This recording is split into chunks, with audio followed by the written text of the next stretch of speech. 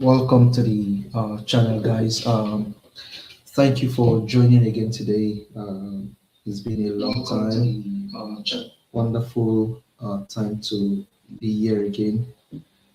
Well, we've been fighting and doing our bit for the country, Nigeria.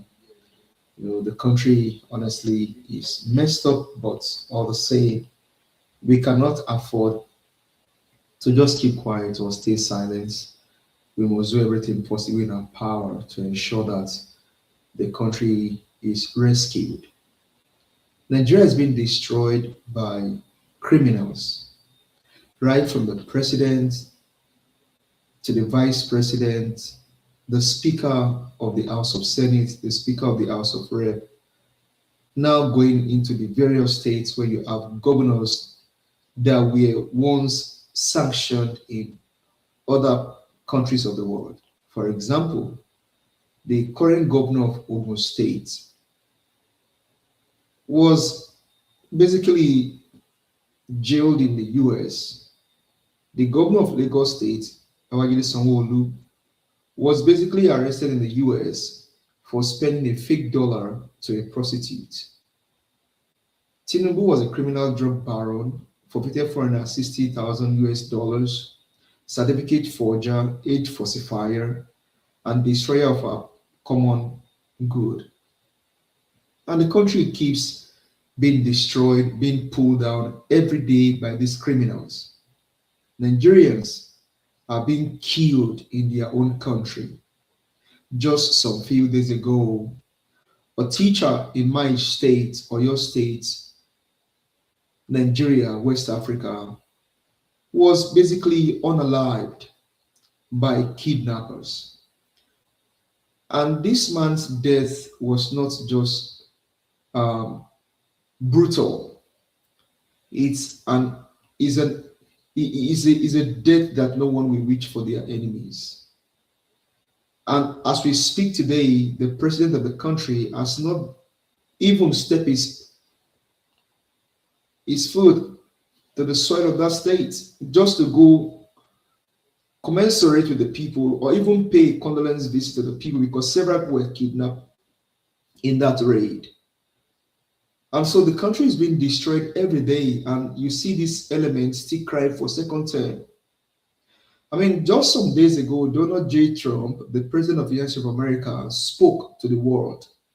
He said, if you hurt my citizen, I will pay you. That means if you hurt any American citizen, the president of the US says that we will pay you. But in Nigeria, their people are being killed by terrorists. And you see the likes of Sheikh Gumi still go around and tell Nigerians that these terrorists are their brothers, and so they cannot ask them to leave the country. I've not seen anywhere in the world where you see people being killed by terrorists in their own country, and then you see some people still tell you that the terrorists are your brothers. Just today, I saw in the news, Burkina Faso is asking that Bill Gates takes away everything that has to do with his own GMO destroying their soil. But somebody just made a video, MBS Saddam just made a video how Nigeria lost 25 billion, if I'm correct on that figure, 25 billion naira in revenue because GMOs were planted in their soil, and the ginger that Nigeria is known for is being destroyed. They are not making money from it anymore. And that's from southern part of Kaduna State. And so Nigerians, we cannot afford to all sit down and fold our hands. These guys are destroying our country. These guys are ruining our common good. I mean, from the fuel subsidy removal to the electric subsidy removal, and now you now have the NELFUND, which is the student loan program in Nigeria, which is a fraud. And the fraud was exposed today, and it's been exposed several days. I mean, people have been talking about the NELFUND and fraud. This is just a fraud shrouded in secrecy. And so analysis were made today, and the fund was just thrown into the eyes of Nigerians, and you see what these guys are saying. Nigerians, how much more are we going to fold our hands and allow these guys to destroy our country? How much more are we going to sit down and allow these guys to take away our common good? Tinubu does not mean well for Nigeria.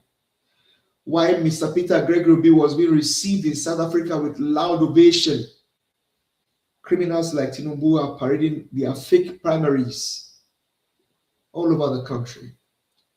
Well, today we have several videos to play for you guys, and we'll come in between to make some comments. But Nigerians, we all need to arise and keep speaking. We cannot allow our country to go down the drain. We can never allow our country to be destroyed by these criminals. So sit back, let's watch these videos together. If you are interested, we will send you a link to join the platform and make your own comment, because we have a country to save and the people to rescue. Countries all over the world are fighting to keep their people secured, but in Nigeria, people are being killed. We don't even know the number of people that died today. Nigerians, youth, arise. Let's fight and take our country back from these criminals. They don't mean well for us. Until we arise and do the needful, these guys will not relent. So let's see the first video, maybe play for a little bit, and then we'll make some comments, and then we'll go to other things. Please subscribe, like, comment, and share. That is the only way we can get voices out to Nigerians and let Nigerians know what is happening in their country. Thank you. If the Senate President did say that 2 weeks after the election, Nigerians will see a secure country, then it leaves only one conclusion. Either he wasn't in his senses when he said that, or they are genuinely playing with our insecurity in order to win an election. What are you waiting for? Why do we need to wait until 2 weeks after an election? And what happens if you lose that election? Are they even thinking of the possibility that they could actually lose that election? You know, we had a president who lost an election, and the heavens didn't fall. The most important thing President Tinubu or APC and this administration can do is to secure Nigeria now. Now, not wait until you win an election. President Tinubu has become a prisoner of his own ego. He is quite possibly the most powerful president we've had since 1999, maybe even in the military days. He has amassed so much power around himself.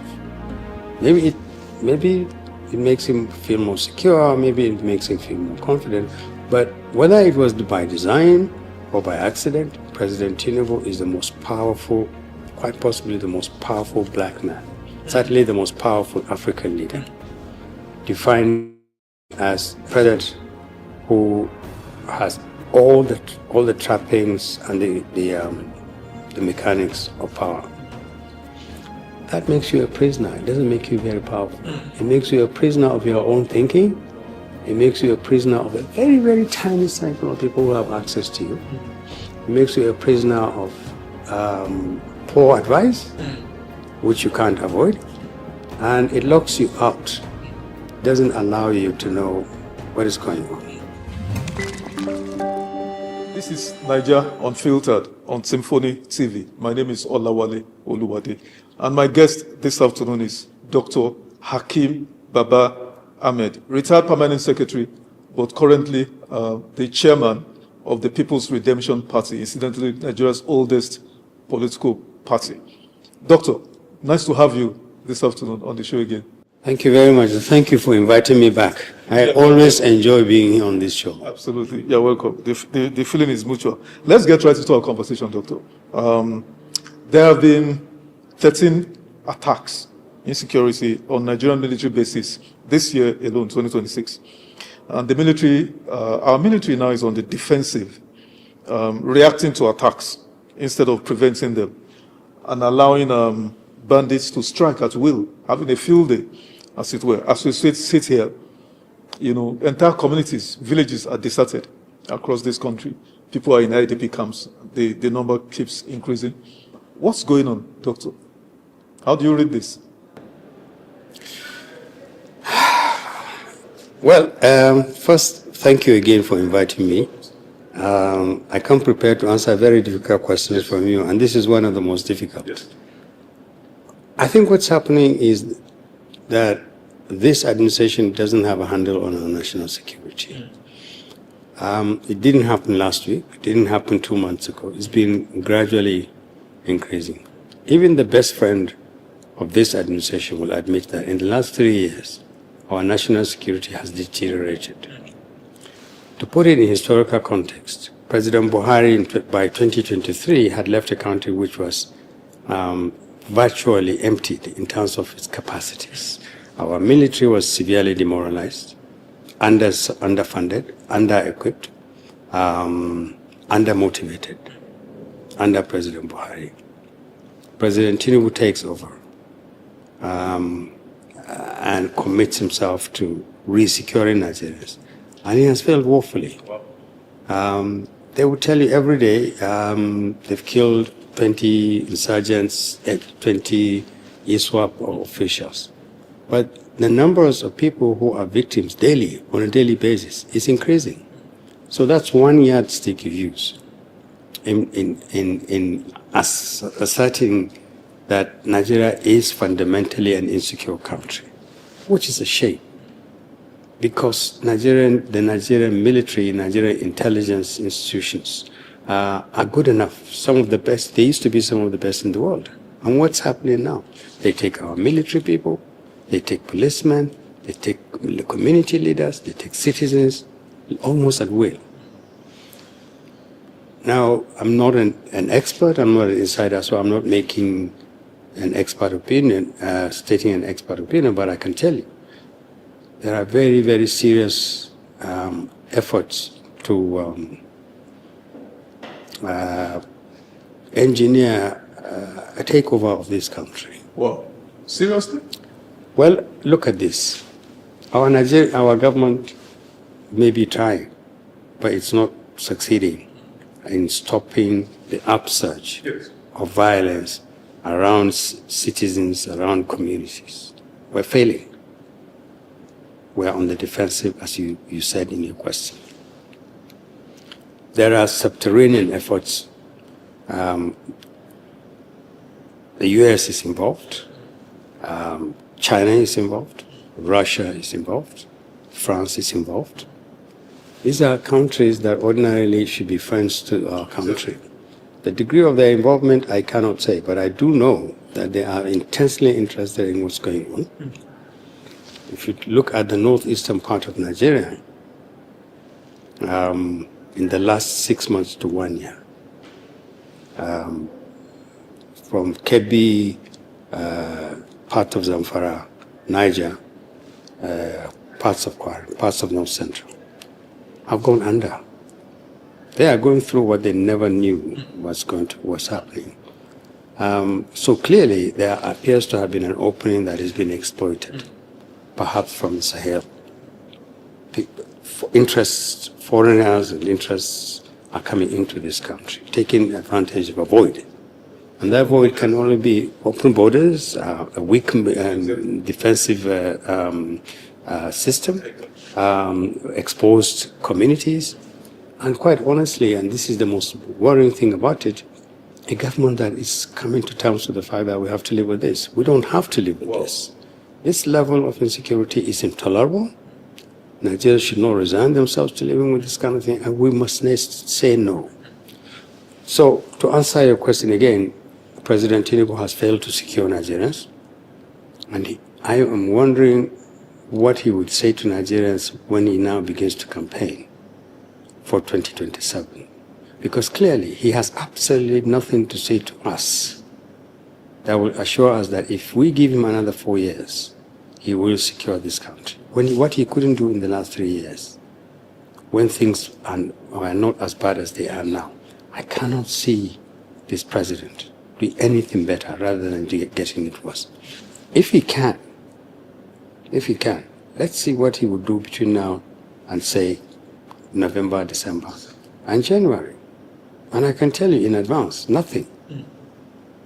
Rather than address the core of the problem, he just appointed a special advisor on Homeland Security. What does that mean? What is Homeland Security? What about all this army of institutions and structures and systems that we have on the ground?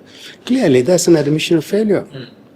This man, no matter how good he is going to have to operate either under a whole layer of systems and structures and people, institutions that have failed, or he's going to have to create his own structure.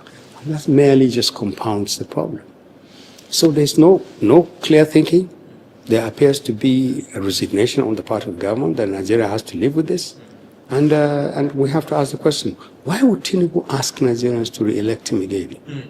This is the same president that said, if I don't give you power in 4 years, don't vote for me. There's no power. We have less power now than we had when he was in. Now, we are more insecure than when he came to power. On what basis are we going to vote for this man? Just because he's the president and he says, vote for me so that I can have 8 years?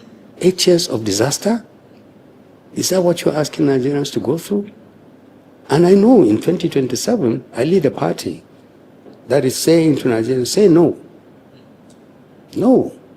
This is our country, sir, and we have suffered enough. Sir, thank you for your opening remarks.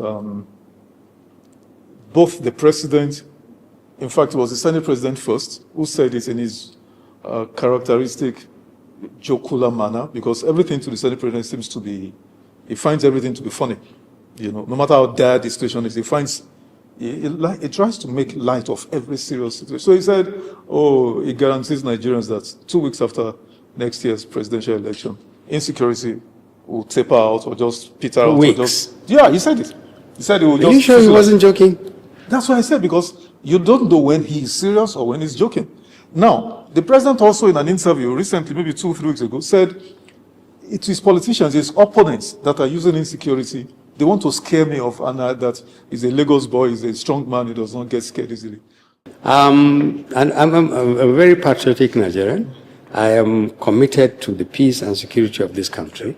I am law-abiding, and I really, really detest, I hate our circumstances. I grew up in I'm 72 now. I grew up in a great country that made every challenge and solved and dealt with it. I lived in a country, I was old enough to see the genesis of the Civil War, the entire execution of the war, and the incredible method of healing that took place immediately after it. I saw a great country with a great promise, and I saw waste and abuse and decline that I would have sworn 20 years ago was impossible. If the Senate president did say that 2 weeks after the election, Nigerians will see a secure country, then it leaves only one conclusion. Either he wasn't in his senses when he said that, or they are genuinely playing with our insecurity in order to win an election. What are you waiting for? Why do we need to wait until 2 weeks after an election? And what happens if you lose that election? Are they even thinking of the possibility that they could actually lose that election? You know, we had a president who lost an election. Absolutely. And the heavens didn't fall. Absolutely. So why do we wait? Why do we have to wait? That's why when you mention this thing, because this is the first time I'm hearing it, that the Senate president said wait until 2 weeks, within 2 weeks after the election. So in other words, they're now trading votes for our security. Give us votes, and we'll give you security. In other words, what they're doing now is withholding our security and playing with it as an electoral asset. That is the most irresponsible thing anybody could say, not even do, to say, the number 3 citizen of the country, to say to Nigerians, if you vote for us, in 2 weeks you'll be secure. First, with all due respect, I would say he's lying. There's no way you can resecure a country in 2 weeks. Because if you can, this is the time to fix it. 2, he's a poor politician. The most important thing President Tinubu or APC and this administration can do is to secure Nigeria now. Now. Not wait until you win an election. Number 3, by the time we have this election, Nigerians would have been so fed up with an administration that just rolls out press statements, Americans have killed some ISWAP leader, this one has done this one has done this. The second part of the question about blaming politicians, again, is pathetic. This is the President of the Federal Republic of Nigeria with the entire array of access to information. If you know a politician in this country or politicians who are using insecurity to demarcate you, to make you unpopular, why don't you pick them up? They are holding a Rufai now on the grounds that he said that he knows someone who was bugging Nuhu Ribadu's phone. That is 1,000,000 times less than a president himself, commander-in-chief of the armed forces, with intelligence, with security, everything, saying my enemies are at play. It's my political enemies that are causing this problem. If he said that, then it shows President Tinubu has completely lost touch with the realities in this country, because I don't see how you would be president in charge of our security. You swore on the 29th of May 2023 that you protect Nigerians. You have failed to do that. And now you're saying, oh, it was my enemies that have done that. In what way? If he's talking about criticisms, then I'm sorry for him. Nigerians will criticize him because that's his job, to secure us.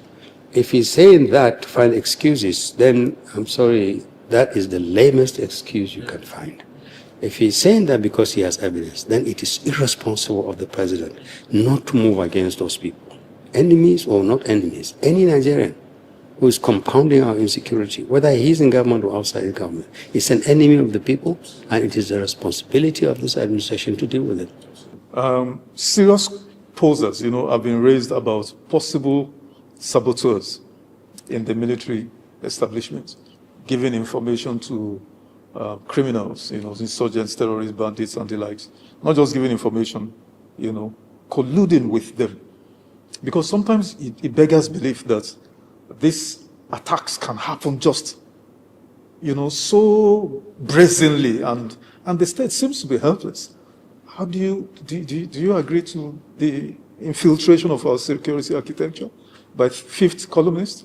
Well, I can't comment on. I don't have the evidence to support the case that our military is colluding with subversives. Certain elements. Yeah, I don't have the evidence, but what I do have evidence for is that increasingly the capacity of our military to secure this country, not just simply to be defensive and to run when they are, is increasingly our capacity is diminishing. And that means that overall our armed forces are failing to protect us.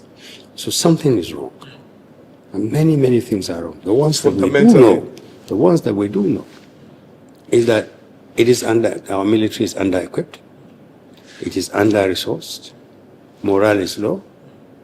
I don't know what the internal mechanics and mechanisms for command and control are. We can only assume that they are severely handicapped. The enemy, on the other hand, has high morale. They are well equipped. They have good intelligence. They are quite capable of fighting our military, sometimes successfully. That is a very dangerous situation to live under. Because look at the Northeast. No matter what they say about ISWAP, and the enemy is on the upsurge. In the Northwest, in the North Central, in many parts of this country. What do we need to be to wake up to the fact that the only means we have to protect Nigerians is our armed forces, our intelligence community, our policemen. Policing is gone in this country. What needs to happen? Do they need to come into Abuja and take over this country? Something is wrong. And if we don't come to terms with the fact that our capacities are declining, our capacities to protect Nigerian citizens are declining, and we need to do something dramatic, we will wake up one day and find insurgents claiming that they have taken over this country and foreign interests. That's how bad it is. I hope that people don't read this as alarmist, because as a Nigerian, I'm deeply worried. Our country has no business being where it is, on the defensive, running away or waiting to be attacked, citizens exposed. This is intolerable. And then you have the same administration under which this thing is going on, coming forward to say, we want you to give us another 4 years. They won't get it. Not in a free and fair election. They won't get it. Let me ask you, Doc, I know you said you're worried, because I was actually going to ask you, how worried are you, but let me vary the question now. In what universe, in what country on earth does criminal elements abduct innocent citizens of the country and keep them within the territory of the country, not in a different country, within the same territory of that country, and they demand ransom from the government? They take pictures, videos, they upload the videos that here, I have these people in this country, I have them. If you don't give me money, I would execute them. And they go ahead to actually, carry out these threats. And the government seems helpless. Doc, I'm sorry to repeat myself by asking, what is going on really? I don't know. What I know, all I can tell you with some certainty is that we've lost this war against these sundry threats. Really? Bandits, kidnappers, insurgents, foreign interests interested in weakening our country and interested in our minerals, undermining the integrity and the competence of our intelligence and the security forces. We've lost this battle now. Oh, wow. Because what else is there to do? If you abduct 200, 300 people, including children, and you have to pay ransom, and then another group learns that you can do this. Our people, we are a country of 250 million people. Then virtually every Nigerian is at risk. It's at risk. And these kind of crimes repeat themselves routinely. So now it happens in Kwara, then it happens in Naija, then it happens elsewhere. I don't know. You asked me in what country other than Nigeria. I don't know. To be honest, I think this can only happen to us in this country. So the Chibok girls under President Jonathan, and the Chibok girls was in a disaster in more ways than one. One, it signaled the commencement of a practice that allows criminals to take huge numbers of Nigerians as hostages, and then you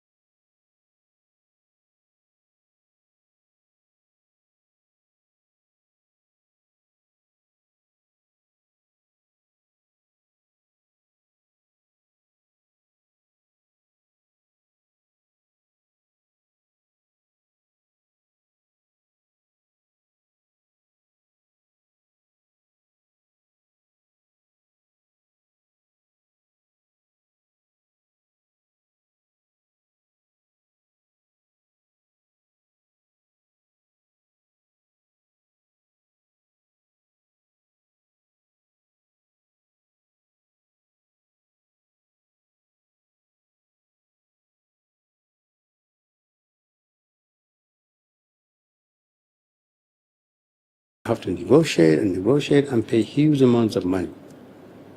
And it just becomes a copycat. Other criminals will do this. And there's no boundary. So unless you break the backbone of these criminals who are doing this to us, and stop all this nonsense that this is about religion, these people are untouchable because they are Muslims, these ones are it's an ethnic group. It's all over the country. Ransom for money has become a national industry. That's basically what it is. And the more we argue about, they are protected by this person because they are Muslims or they are Fulani or they are this, the more we argue, the more these people dig in. Somebody understands Somebody somewhere understands our weaknesses and is exploiting them. And what is even more worrying is, if you abduct 10, 50, 200 people, and you get, what, 10 billion naira in return, or whatever, 10 billion naira is likely to go into purchase of more weapons, pay more people to join you. The numbers of the people on the other side of our security are increasing. They don't use this money to buy mansions in Abuja and Lagos. They buy more weapons, they get more people to join them, so that they can get more and more Nigerians as kidnappers. And other people see this and it happens. So the collapse is near total. And I hate speaking in this tone because I don't want to send the wrong impression. But that is the reality that we're facing. And again, I get back to this election and this administration. This thing is happening right under an administration that says it is committed to securing us. What record will they present in 2020, in the next few months? What record to convince Nigerians that we are safe? Doc, many have argued that the reason why this insecurity crisis has festered so appallingly is because the president hasn't really devoted quality time, enough political will to tackling it fundamentally, that he's been, distracted by politics of re-election and all of that, and then also revenue generating, tax reforms, all of those. Do you share such sentiments? Yeah, largely. President Tinubu, I don't think ever really focused on governance beyond what he thought was some critical economic reforms, removing subsidy, harmonizing the dollar with the naira, improving the state's capacity to tax Nigerians, and then using that money to reinforce its political base. I don't think considerations of improving the efficacy of the government and its institutions has ever been a priority. I'm not too sure that President Tinubu has been prepared for presidency, to be honest. Beyond a mature ambition to be president, which is sad because he was succeeding another president who also had a huge appetite and an ambition to be president. And this is the curse of Nigeria. People who have nurtured this desire and ambition to be president get to be president. That is a disaster. And if we don't know it, now we know. Buhari did that. Ran 3 unsuccessful bids. Yes, and eventually succeeded. And the moment he succeeded, he drew the line on governance. Thank God I'm president now. And the country can fix itself. And we're seeing that in Tinubu now. And, we should draw our lessons from this. We should learn our lessons. People who seek power for themselves to satisfy national personal ego, to be president, should be avoided. And, President Tinubu was governor for 8 years. And then he went into political wilderness. He was out there as a fixer, political fixer. But the truth is, very little had prepared him for governance beyond the 8 years that he stopped being a governor in 2007 and remained a major political player in the fringes. Finally, he says, no, I want to be president.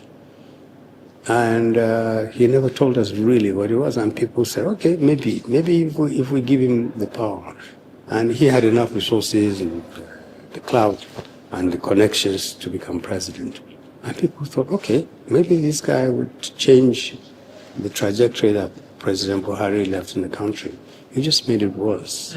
So one of our misfortune in this country is that our democracy, far from bringing out the best people to lead a country that has the potential to be among the best, all it does is to play into the hands of people who have resources, massive resources, and huge ego and ambition to become president. Once they become president, they draw the line. They draw the line. And this, unfortunately, appears to be what happened.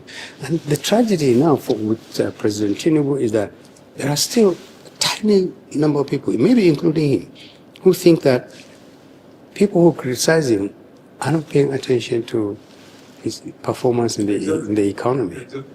He is wrong, because we do pay attention to his records in the economy. And what we see is increasing levels of poverty, increasing levels of desperation, more and more people who are moving into crime and criminality, and all these are happening under his watch. So of what value is your economic reform if families now eat less than they ate before?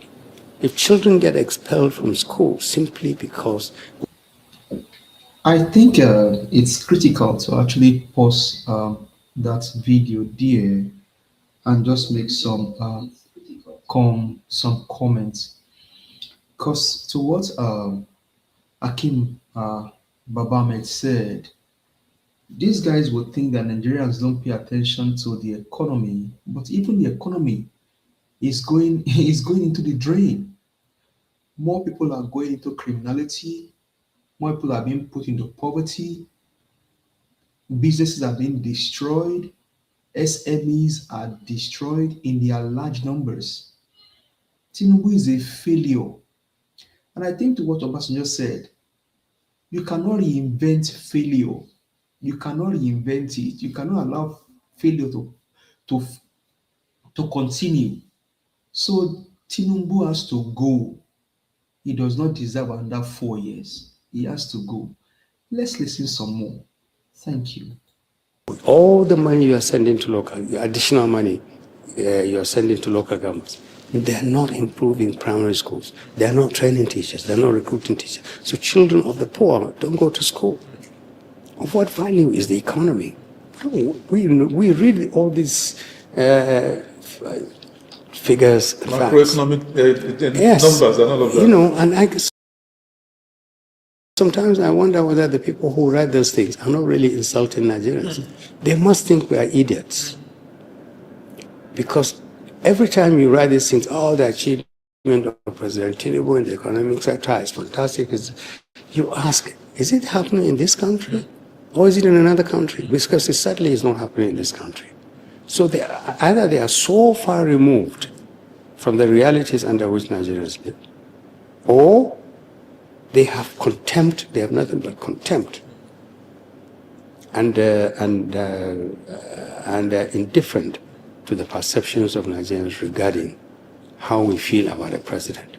Doc, okay, let me bring it home to you now. On Channels TV recently, some days ago, a week ago, you said if the PRP, which you chair, if you get power through the ballot next year, in 1 year, you'll solve the insecurity debacle.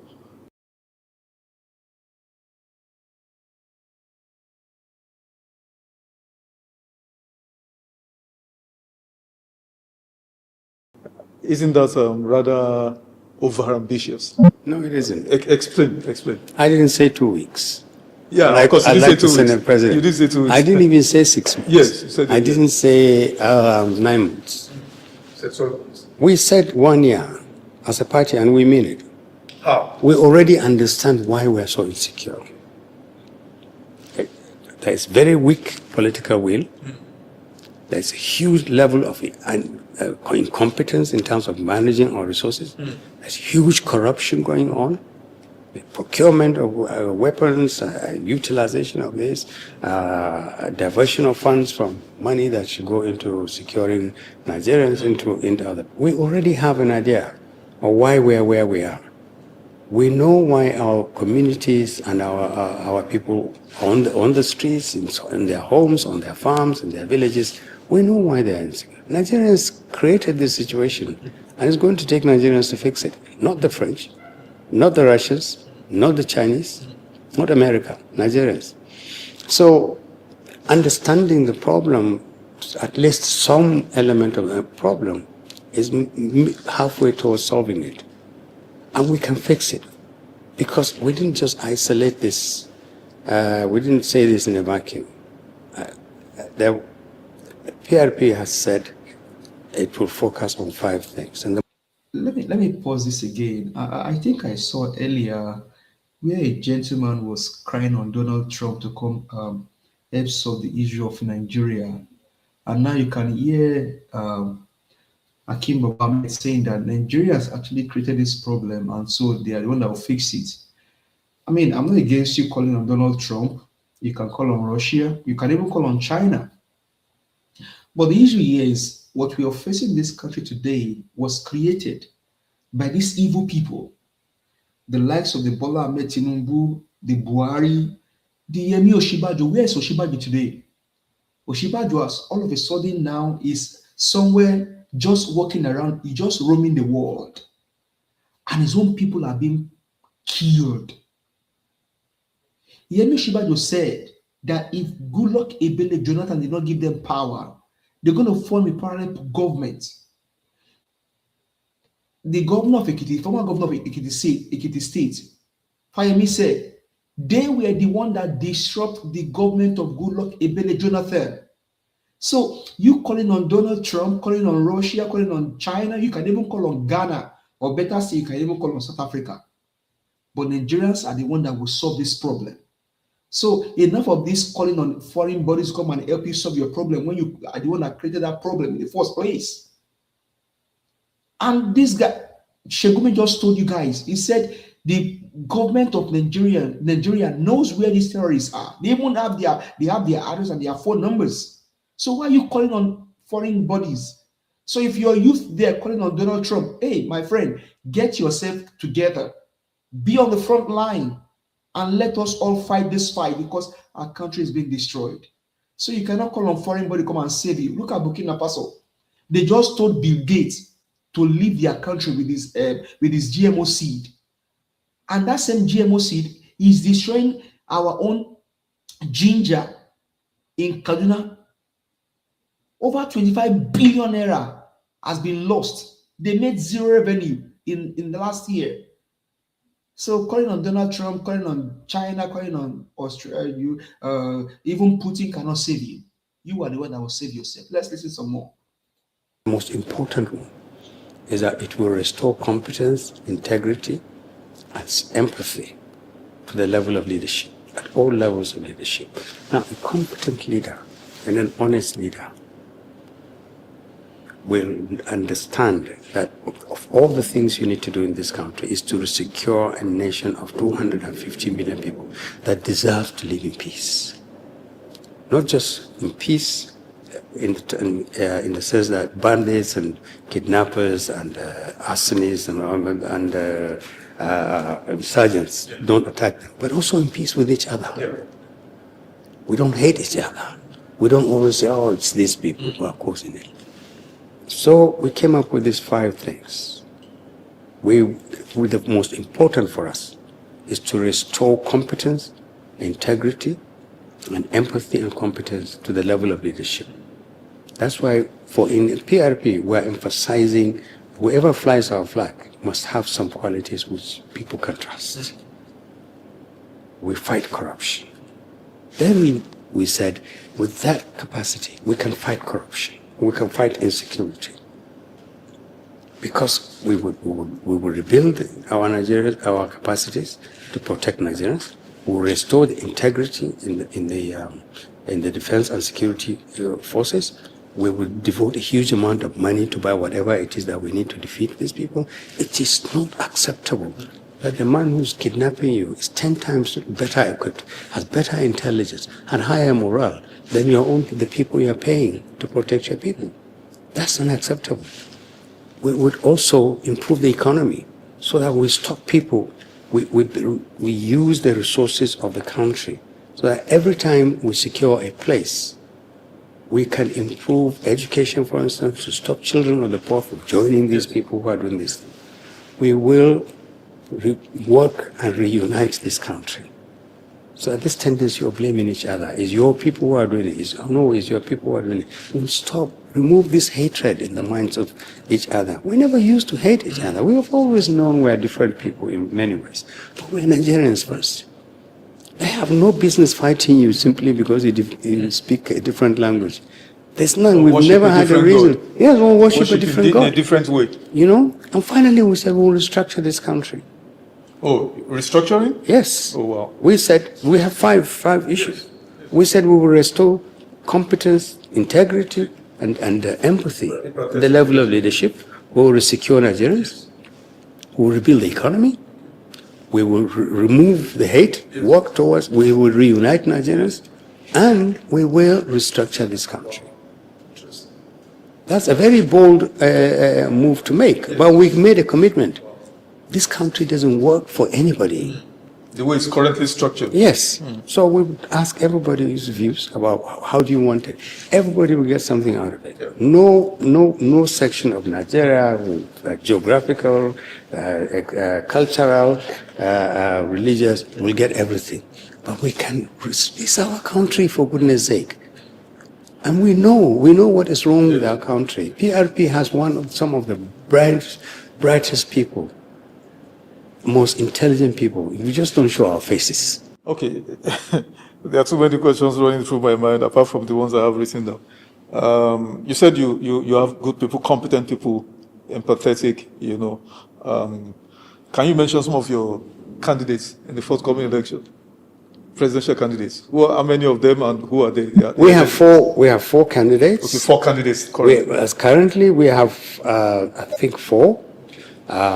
We're just concluded our screening. Okay. We're looking at the outcome of the screened. Well, we're looking, they have been screened, but we have to now, today, as I speak to you, from here I'll go to, we want to see the result of the screening. We're likely to end up with, I think, 3 or 4. What I can tell you is that by sheer coincidence, all 4 come from the southern part of the country. All the 4. Southern part or southwest or southeast? We have, I think, one person, I think 2 persons from the southeast and 2 from the south-south. Okay. We don't have a presidential aspirant from the southwest. Those are the people who offered to buy our tickets. And how much was your form, sir? 50 million, 100 million? For presidency? Yes. 20 million. 20 million. Yeah. Okay. I should have actually come to people. Yes. Ask me the cost of a ticket for the House of Assembly. How much, sir? 750,000. House of Assembly? State Assembly. Yes. That's still high. Because we want to, 75,000. Oh, 75. That's sorry. You pay 25,000 for expression of interest. We want to attract young people. Exactly. We want to attract women. We want to attract honest, good Nigerians to state assemblies. Yeah. We want to rebuild the political process from the bottom.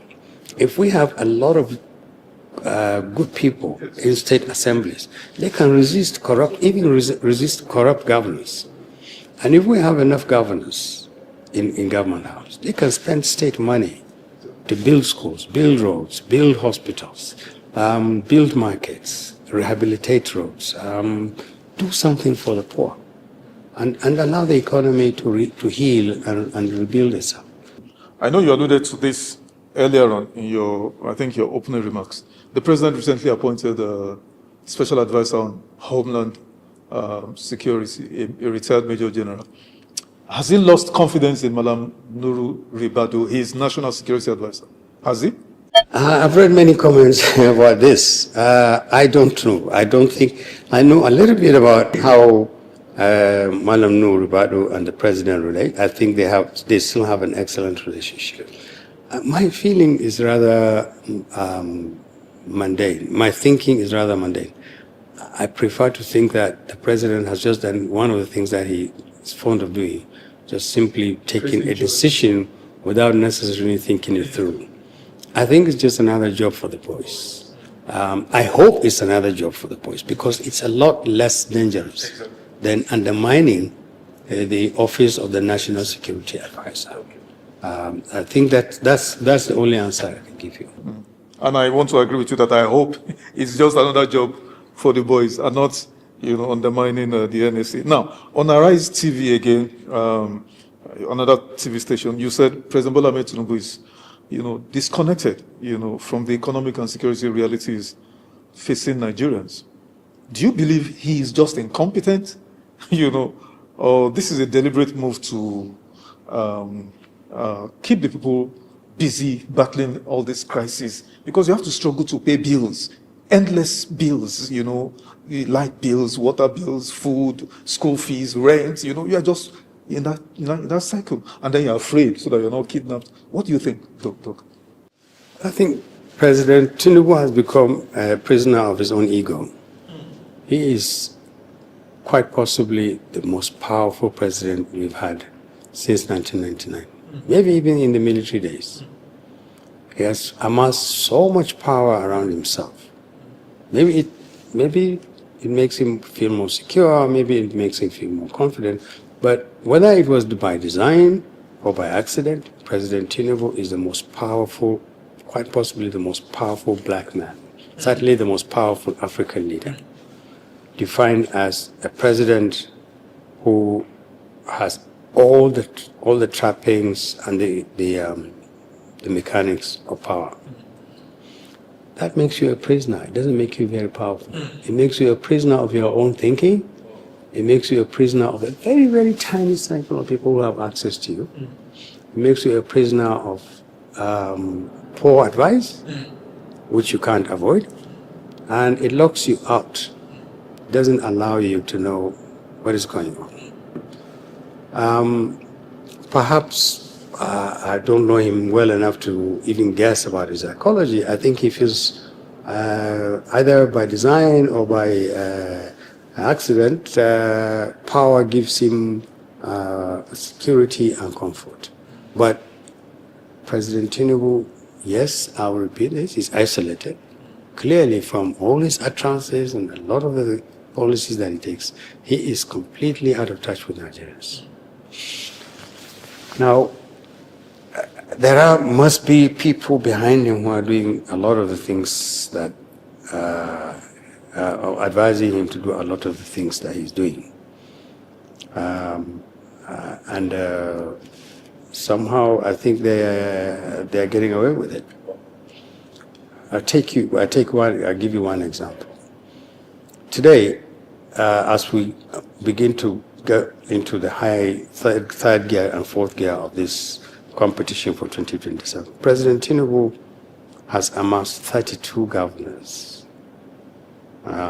Poached some, forced some, cajoled some, bribed some to join his party by promising them that they will be re-elected. And now he's facing a crisis of affluence. He's filled his party up with very powerful politicians. For every important position, governor, senator, house, you had 6 or 7 people, all of them qualified or ambitious for that position. When he was doing this, somebody ought to have said to him, Mr. President, if we fill up our room with all these people, what happens when we have to decide the few that get this ticket? We will implode. And we've said here with you, when we were talking, we said APC will implode. And APC is imploding. Right before our eyes. Yes. So whoever was advising President Tinubu that the way to go, sir, so that you can be guaranteed coming back in 2027, is get all these governors to join you. First, they represent the vital link between you and 2027. False. They don't. They are as guilty as he is. And they are as disliked by a large number of the people as he is. So that was a false assumption. And if you get all the governors, poach all the governors from other parties, and they come over to you and they are guaranteed seats, 2027 is yours. That is a very fallacious thinking, and they are paying the price for it as we speak. I know how many APC people have been knocking on our door in PRP who have lost out in the competition, saying, can we come in? And then we're saying, sorry, the guidelines don't allow us to let you in. There was a time when you could have left and joined us, and maybe some of you could have made it here, but we can't. And that is poor advice. That's poor decision making. And it's the kind of thing that you shouldn't have. Let me also give you another example. When the president had an excellent opportunity to go beyond governors and a tiny circle of ministers to get a real feel of the country. What do Nigerians feel about security? What do Nigerians feel about poverty? But he hasn't. He has traveled more outside this country than he has visited states in Nigeria. There are some states he has quite possibly never even thought of visiting. But he's gone out of this country countless times. One way in which you get a feel of the country is by living in the comfort of the villa and going to some states and meeting people. And he hasn't. So when I use the word the president is isolated, those are the things he's isolated from the genuine state of the country.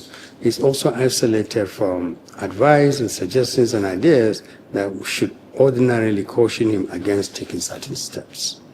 And now he's going to have to pay the price for it, because he's going to face a country that is angry, that is alienated from him, that feels he has abandoned it until now, that he's begging for re-election, and is quite possibly going to turn its back on it.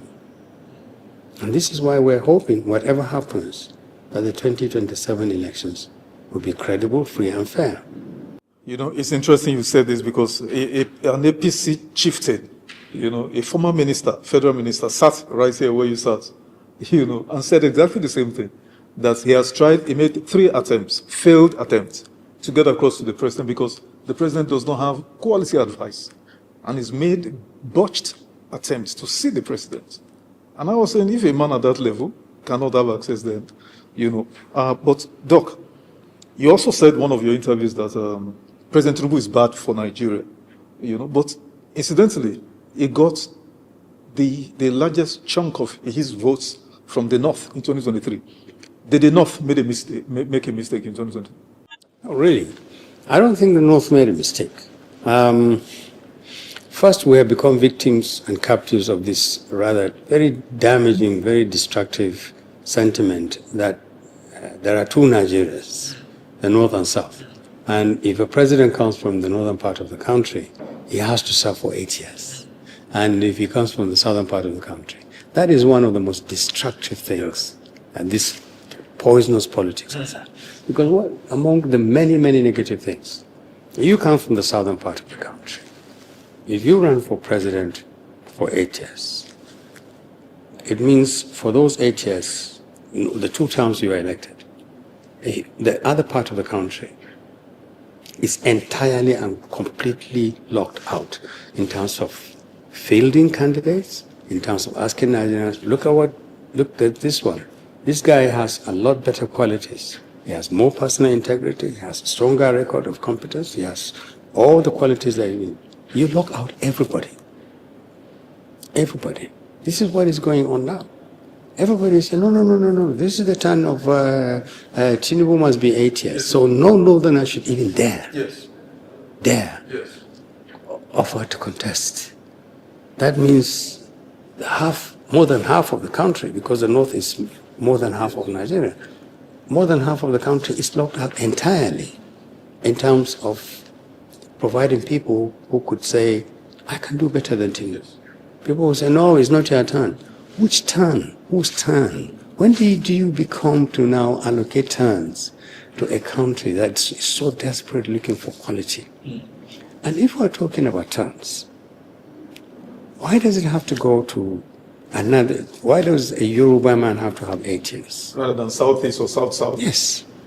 Why? If it must be in the South. Yes, why doesn't it go to an Efik person or to an Yoruba person or somebody, an Edo person? Yes. Why? Aren't they Nigerians too? Why does it have to go to the big groups only? If it comes to the North, why can't it go to a Northern Christian? If you have to zone this thing. This zoning thing is damaging, is destructive, and it simply makes no sense. So, if we, as we speak now, everybody is precluded from contesting. The North can't field a candidate unless perhaps possibly Atiku is freed by the shackles of the judiciary and the government from not running. and perhaps one or two parties filled another candidate from the north, all the candidates will come from the southern part of the country. Who would beat Tinubu? All the money he has, all the political support he has. The people. The people can defeat President Tinubu. They may not vote for him. In fact, majority of the people will not vote for him if it's based purely on his record. And he cannot go and appeal to them to say, I'm a southerner, so vote for me. What does he say to the northerners? So northerners didn't make a mistake because of this pervasive idea at the time that allow a southerner. Two, our Muslim clerics, the people who went to the president, this president, and said, sir, let's try something. Let's try a Muslim ticket. In fairness to President Tinubu, what I understand was that initially he doubted whether it would work. They said it will. So what is the benefit? And they said, you will become president. You become the president, get a Muslim from the north to be a vice president, have a Muslim ticket, and you win.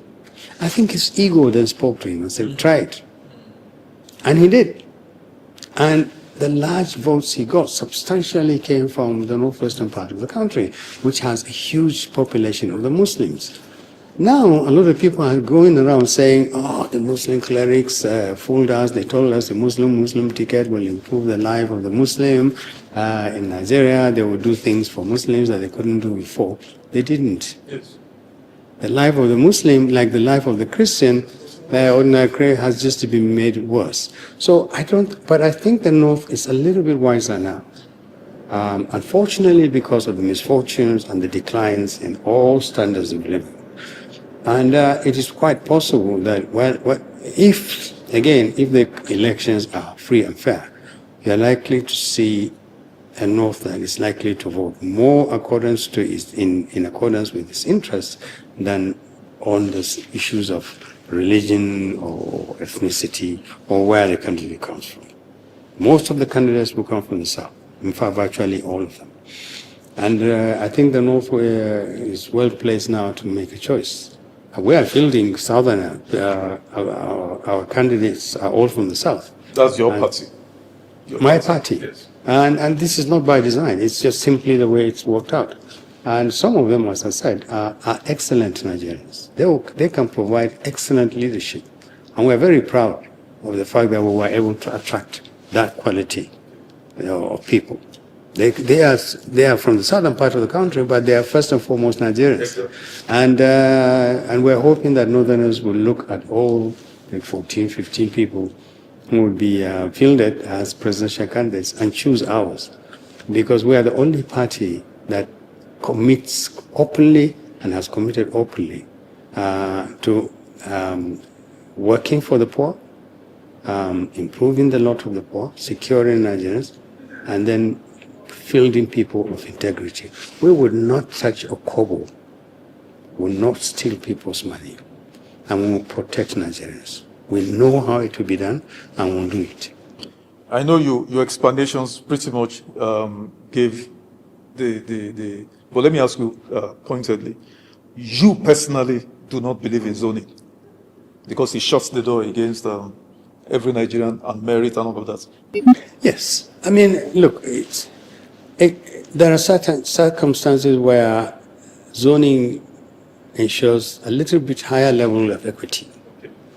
But look, America, the U.S., in the 250 years of the U.S.'s existence, I don't think they've had more than 10 presidents from the northern part of the U.S.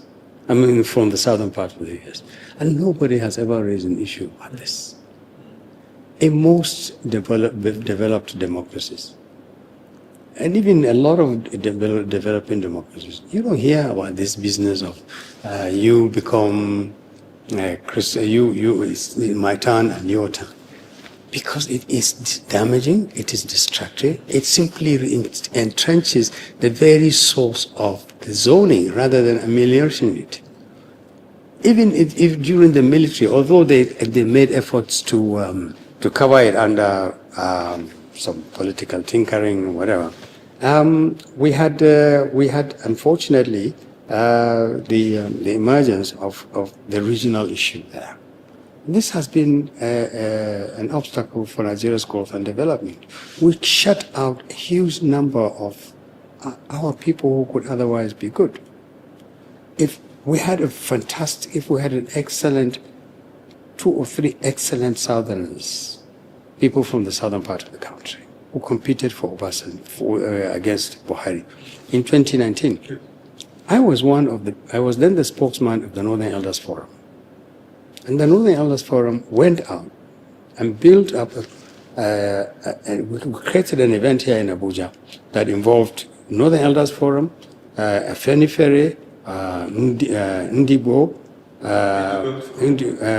Middle Belt Forum, and we met at the Hilton, the other Hilton. Pandev, if I'm not mistaken. Pandev. We met and we said to Nigerians, don't vote Buhari back. This was after his first 4 terms, like now. Yes. At this point where Tinubu is. Yes. We met in public and it was spearheaded by the Northern Elders Forum. And we were Northerners. We said, don't vote for Buhari. His record in the first 4 years have been disastrous for Nigerians. We were denounced by a lot of people from the, they want somebody from the southern part. We said, we want anybody who's better than Buhari. But don't vote for Buhari. This man's record from 2015 to 2019 do not suggest that he can get this country better. And it turned out that we were right. So this zoning thing doesn't have a basis in terms of creating, allowing the emergence of good people. I wish it doesn't exist. It exists. So we're limited to picking people from second 11, sometimes from no 11s at all. That's what we have. The politician with the most money will maneuver his way all the way, benefiting from the fact that he comes from a particular part of the country. This is not good for Nigeria. Doc, this next question, I want you to be I know you to be a very forthright person, but I need to stress that. This push to change President Tinubu, is it truly because it's not good for Nigeria because of his performance in the past 3 years, or the North just simply wants power? Because some parts of Nigerians believe the North sees presidential power as their birthright. Which is it? I just told you the story. Exactly. If the Northern Elders Forum, at that time, and we still are, we were the conscience of the North. We were the voice of the North. We campaigned for President Buhari against Jonathan. Northern Elders Forum. From 2012 until 2015, Northern Elders Forum was in the forefront of campaigning against Jonathan and for Buhari, because we genuinely believe Buhari, tough guy, tough former military, he will get rid of Boko Haram. At that time, Boko Haram was the only existential threat against this country. He will fix corruption. He's not corrupt. He's not going to steal people's money. And we campaigned for him, not because he was a Northerner, but because we believed that genuinely the man was good enough. Within 1 year, we had parted ways with Buhari. It was very clear. All he wanted was to become a president. 4 years later, we rallied around other sociocultural groups and said to Nigerians and the world, Buhari is bad news. And we were Northerners. We said, don't vote for Buhari again. This man, if he comes back, another 4 years for Buhari will be disastrous for the rest of Nigeria, not just for the North. And we were right. So why on earth would we say to Northerners or Nigerians, don't vote for Tinubu purely because he's from the southern part of the country? If Tinubu had done well, Tinubu was a product of the North. Yes. The votes that gave Tinubu victory came from the North. Why on earth? We're not stupid. Why on earth would we say to Northerners and Southerners, don't vote for Tinubu because he will finish this country? We won't. We want a good government. We want a good leader. And if Tinubu is not good enough for another 4 years, we would offer no apology to anybody. we will say, don't give him another 4 years. If he's a northerner, we'll do the same thing. We did this with Buhari. Brilliant. You came out a few days ago to state clearly, unequivocally, that Mr. Peter Obi and former Governor Rabiu Kwakwanso approached your party, the PRP, for them to fly, make their presidential bid on your party. And they demand certain guarantees, that maybe the ticket will be given to them on the platter and all of that. Can you expatiate briefly on this? I was asked if it is true that Peter Obi and Senator Kwankwaso approached our party and was engaged in discussions, and I said yes. There was no point lying about it. There was nothing to hide in it. Parties talk to parties, politicians talk to parties. And we spent a number of days engaged in discussions. First, me and them, and me as chairman and them. And then we set up teams. We discussed whether it is possible for them to get automatic tickets, whether there are positions where if they come in, they have huge followings, they can get positions. We discussed a number of things related to how, if they are on board, we can help to work to get them elected. And in the end, I think we also discussed a number of challenges facing the party. At that time, INEC had not uploaded my name and the rest of the executive on their website. Yes. And also that there are some people saying, no, they don't recognize me as leader, or they don't recognize the convention. They are the true PRP people. That's part of our tradition as PRP, by the way. We've always lived with the strangers. Yeah. Anyway, in the end, they said, well, thank you for tolerating us all this long. We thought very deeply about this collaboration we could have had with you, but we're sorry to say we're moving on. But thank you for being kind and to engage us. And we said, no problem at all. Thank you too for looking up at us. And we were sure we would meet again. Yes. And I'm sure we would meet again. Defeating Tinubu will require collaboration and some kind of alliances. And that's why we're not burning any bridges. We are friends with Governor Peter Obi and Senator Kwankwaso. We are friends with their party. And I'm sure somewhere along the line we will find reason to collaborate. You didn't quite confirm whether they demanded for a presidential pass, that just hand it to them. Secondly, I also heard from Grapevine that in addition to that, they also said some of the position on the NWC they will replace your men on the NWC. So I need you to confirm.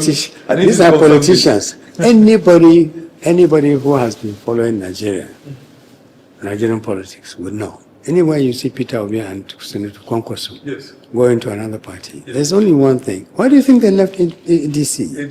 It was the quarrel was about presidential tickets. So when they come, we're not exactly naive. We know they would say,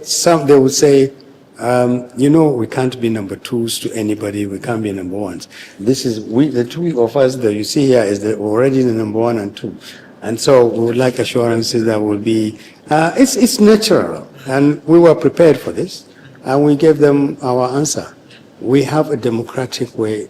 Our party insists that there are democratic ways through which flag bearers should emerge.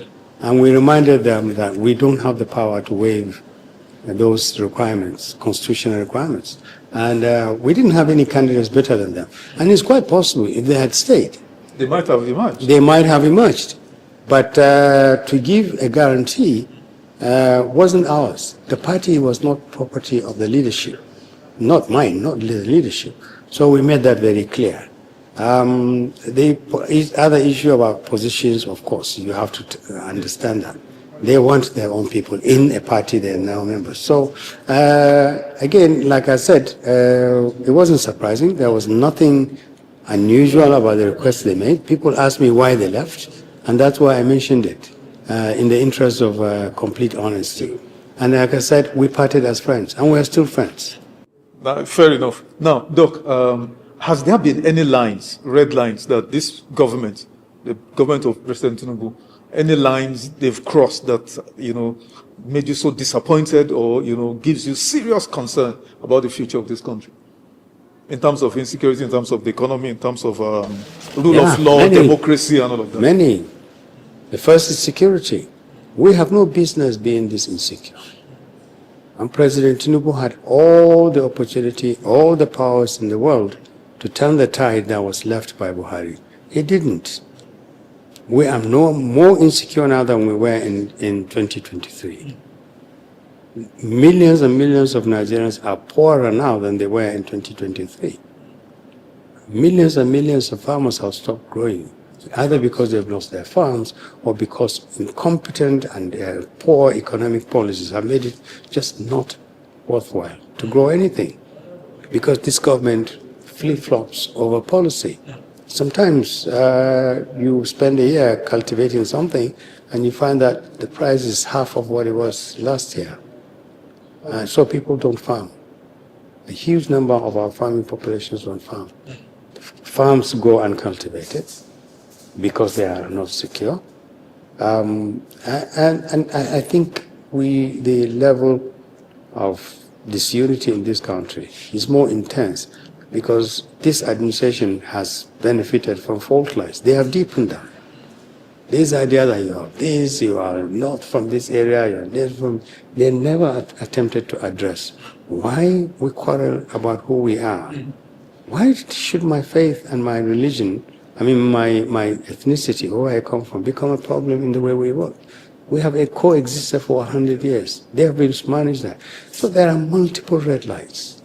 But the most important one is the level of incompetence in governance. I have never seen a government so incompetent than this one. Just simply tolerating declines without putting forward policies and measures that can at least mitigate insecurity, poverty, and the drift towards breakup of this country. I'm sure, Doc, you were referring to a viral video circulating where Senator Rabiu Kwankwaso allegedly issued some threats against a public affairs analyst. Well, he made comments about Professor Osman Yusuf that many people will interpret as threats, and I think it was unfortunate. It's out of character, and I think Professor Osman Yusuf has a reason to feel threatened. My advice was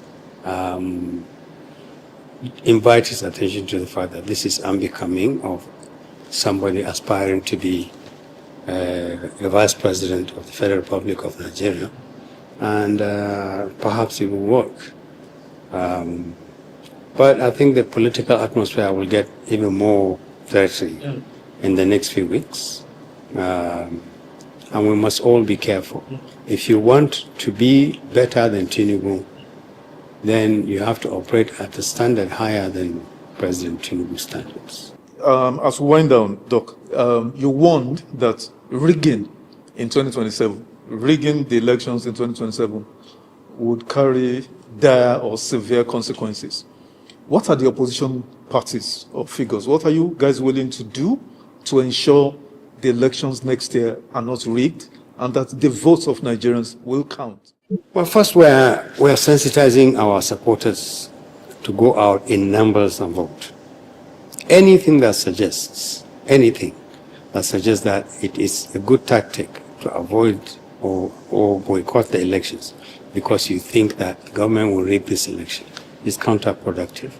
In fact, government will be very happy to have an election which is boycotted by people who suspect that the election will be rigged. So virtually all the opposition parties are united on this point. Go out and vote. Vote in large numbers and raise your level of vigilance. Follow the process all the way through. 2, we are demanding, when we raise our voices, that INEC must leave above board. A lot of people are saying there are already signs or things that INEC shows on the ground that INEC will not be free and fair. And we're saying, well, INEC is the only body in the country that will conduct this election. Isn't it better to say to INEC, don't destroy this country? If you help or botch the election or help in its rigging, you could actually signal massive damage to this country from which it will not recover. 3, we're talking to the international community. We're saying to countries that love our country, please talk to our leaders. Impress upon them that 2027 will make a great difference on whether we survive or not. And it's in your own interest too for Nigeria to continue to survive as one country. If this country breaks down or breaks out, 250 million people, the whole of the world will feel it. And I'm telling you, not just West Africa, Europe, you would have 30 or 50 million Nigerians knocking on the door of Europe. We would flood the whole of Sahel. Nigeria's breakup, it will be a disaster of unimaginable consequence. So it's in the global community's Enlightened self-interest. Yes, to talk to our leaders and to say, be careful and keep an eye on it. Don't just warn them. Keep an eye on it. Finally, we're appealing to President Tinubu directly and in manners like this.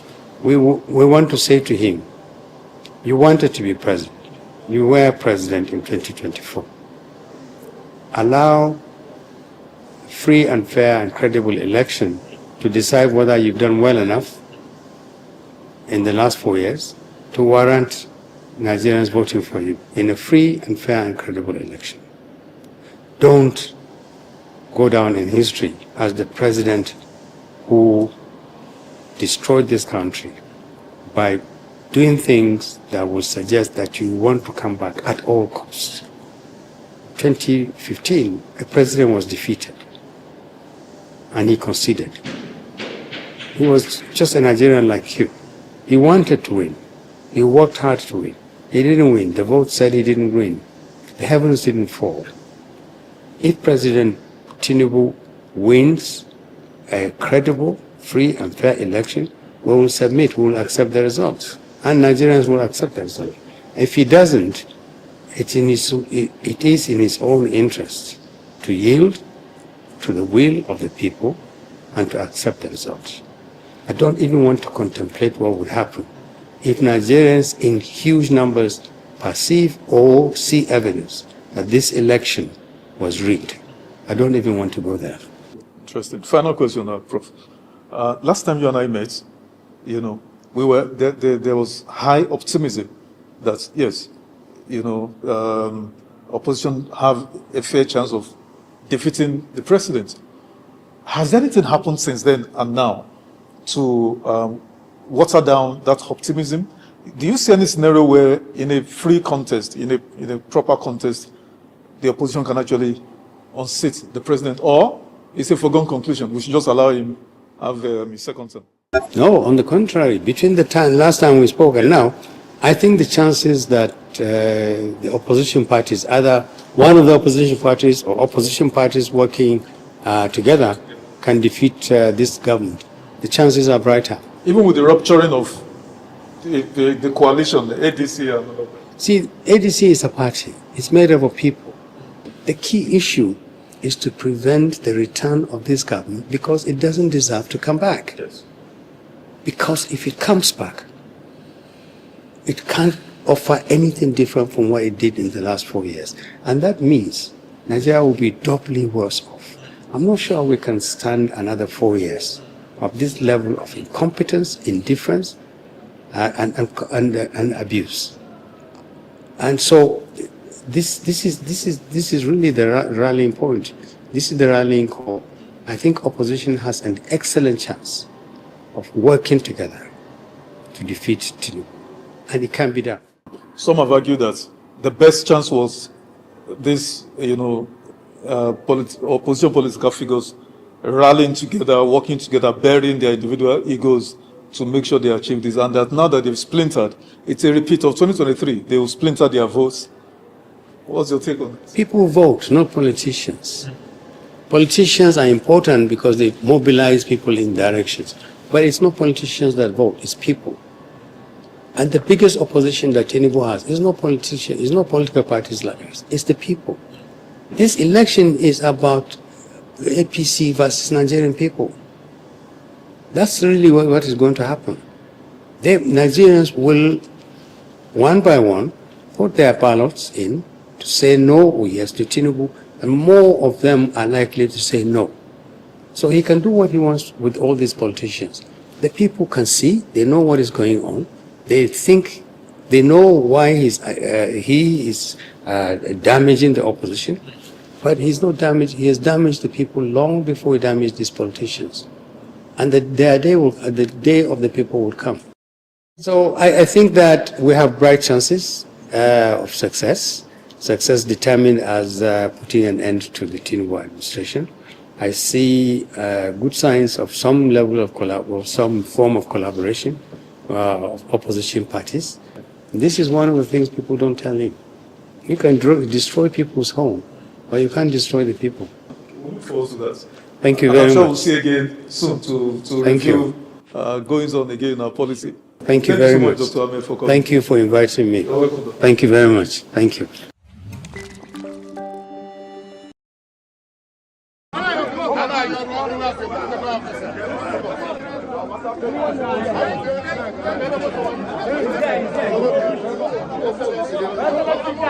No, wait.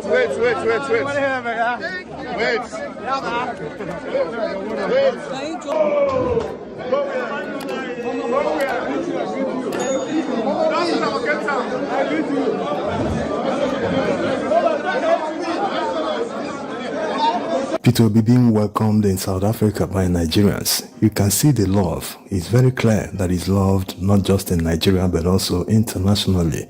He's doing the job Tinubu is supposed to do. The xenophobia going on in South Africa today is one of the worst since their history.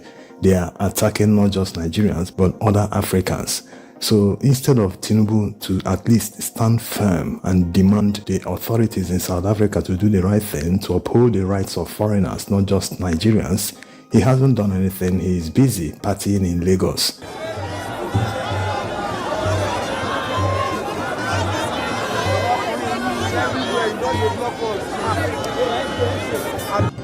Demonstration of internal democracy, and it has been going very well according to plan.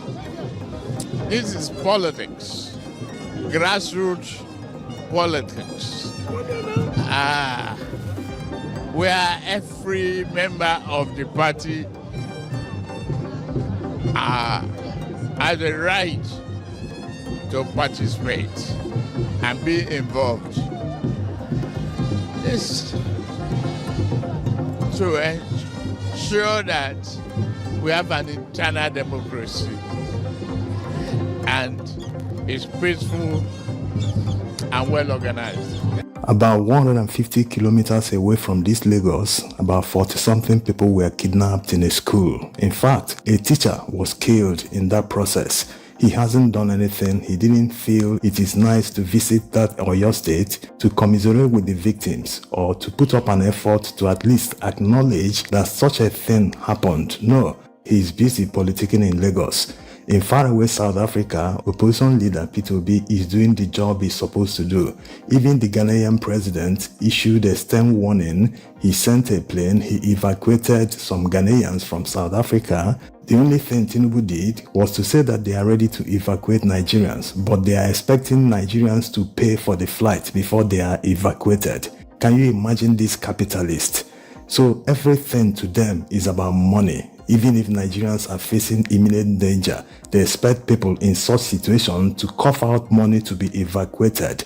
Someone that cannot protect Nigerians. Look at how everywhere is now ravaged by massive insecurity, kidnapping, killings. He's not bothered. He's busy partying around, doing politics as if nothing is happening, as if Nigeria is an El Dorado. In all this, we still have to blame the opposition in Nigeria. They have not been able to hold this man accountable. If this man were to be in opposition today, The president of the country will never be allowed to breathe. Yes, he will hold him to account. He will be on the press every day, on TV stations, on radio stations. He will also be in the streets protesting against the incompetence. How can this be happening in Nigeria and politicians in APC are campaigning, telling barefaced lies, telling Nigerians that they are going to recontest and that they will win? What audacity! When are Nigerians going to wake up? Is it until all of them are killed in the process? It doesn't make any sense the way this man gets away with everything. Nothing he will do that will make Nigerians to hold him to account. Look at all the insecurity everywhere. Now it is in Southwest. When is it going to reach Lagos State? All the time when people hear about things like this kind of kidnapping en masse, it always happens in the North. And since it is so far away, people don't take it seriously. But now it is reaching home. When is the government going to wake up and do the right thing and fight these people to a standstill and chase them all away? They have surrounded Nigerian major cities. You can say that what is stopping them from attacking major cities is just how to get away.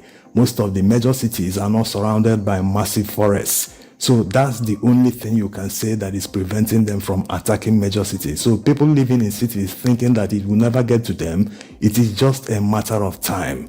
So instead of everyone living in major cities waiting till it gets to them, why not join hands? Why not Nigerians unite and demand accountability from the government and demand that they do the right thing and fight these people?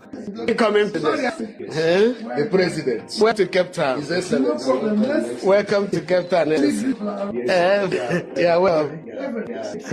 I was supposed to come for. Is it not strange that despite all that is happening in Nigeria, the Tinubu administration sent some soldiers to Benin Republic? Can you imagine? This is a recent deployment, not the one that happened when there was a rumored military coup there. No, this one just happened. As you can see in this report here, how does it sound that someone's home is on fire? Instead of quenching that fire, he leaves his own home and goes to start quenching a fire in his neighbor's home. Charity is supposed to begin at home, but to them in power, to Tinubu and his associates, charity begins abroad. Now, let's hear what Peter Obi said in South Africa, where he also met with some of the ministers in South African government. Let's take a listen. Am I right? That's a question. Let me tell you. No, there's very few human beings. There's very few human beings who are as close as I am to Atiku. Very few human beings. So I can't be honest from you. He's made my very respected, member of a very respected leader and elder brother. I don't know for you. Never. It will never happen. He has nothing to do with running from anybody. I've never run from anybody. I just believe that I do things differently. That's right.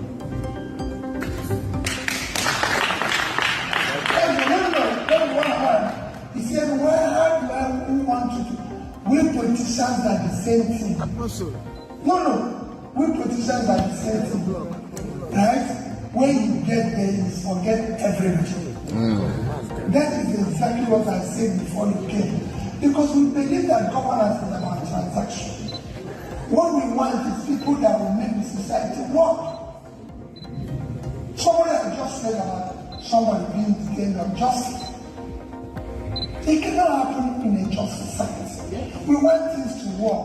The reason why your farm didn't work, or you ran away from your farm, is because you live in a society that was not caring for anybody. I lived in the UK, my brother. I did business in the UK. Very successful business. I went to bank. I told them the schools I went, also Cambridge and Oxford. And they gave me money. They didn't ask me about my parents. They gave me loan based on my intellectual capital. And I paid them back in another country. In my country, I wouldn't get that type of loan. They would have asked me to go and bring my dead mother and father, their property and this. No!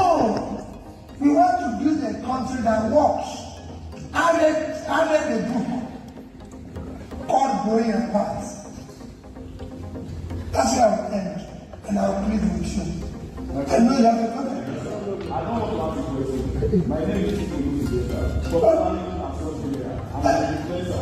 You are my president. I'm not there for 2 months. No, let me just see what I said. See, APC, they campaign already.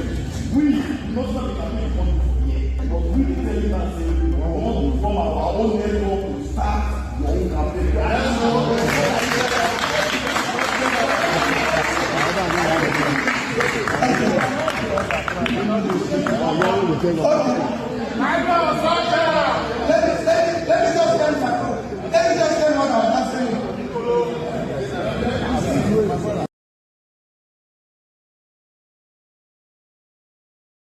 An anonymous number called me earlier today to warn me. The person said, VeryDarkMan, when you are coming back to Nigeria, make sure you do not announce it. And also make sure your phones are not with you, because there's a very high chance that as soon as you enter Nigeria and you get to the airport, that they will arrest you. And I said, what is going on? He said, based on the talk that is going on underground, that they believe, that the present government is believing that their enemies are sponsoring me to talk about some topics, that they are sponsoring me. Now, it didn't make sense to me until I saw the post from Wike's spokesperson, that thief, what's his name, Lere. And then I read one line when he said, some people are paying me. So it made sense to me, yeah. Now, ordinarily, I would not take Lere serious. That's Wike's guy, spokesperson, because he's a thief. He's a thief. He's everywhere. Everybody knows he's a thief. But there's one thing about Wike. Wike likes to bring thief close to him. Do you understand? He likes to bring thief close to him so that they go help him, they do their 1 or 2 things. But that's by the way. Now, I don't know why you people would believe that anybody will pay me to talk about the issues of Nigeria. But this is the thing. I would rather you arrest me. I would rather you arrest me for speaking up than to have a voice and be outside to show the world and to point you people's bullshit to the world that make I dey outside, just keep quiet at the crease. First things first, President Bola-Ahmed Tinubu come 2027. Only a fool will vote President Bola-Ahmed Tinubu come 2027. President Bola-Ahmed Tinubu came to steal, kill, and destroy. And that's what his regime have been all about. They came to steal the money, to kill the people, and to destroy the country. Nothing more. Where's the money from the subsidy removal? How much loans have you collected? Everything you said you're going to use the money for, you have not done it. That is stealing. You obtained from Nigerians. So President Bola-Ahmed Tinubu and the people, thieves. These people are thieves. Unless they are ready to account for that money for the subsidy removal, they are thieves. That's one. Number two, they are there to kill. They just beheaded a teacher. And we don't know what's happening to the other 2 teachers that was abducted, that was kidnapped with the other ones. Oyo State, 3 teachers were kidnapped alongside students. They don't behead one now. It remains 2. We don't know what happened to the 2. Nobody don't do anything about that. Before this Oyo one now, a lot of Nigerians have been all alive by Boko Haram. We go talk, hey, yeah, look at what is going on. Everybody go repost, everybody go retweet. You come back, nothing will be done. He's here to steal and kill, then to destroy. The country is in shambles. That's what the country is. The country is destroyed. I cannot recognize Nigeria anymore. I can't. It's destroyed. Farmers cannot go to farms.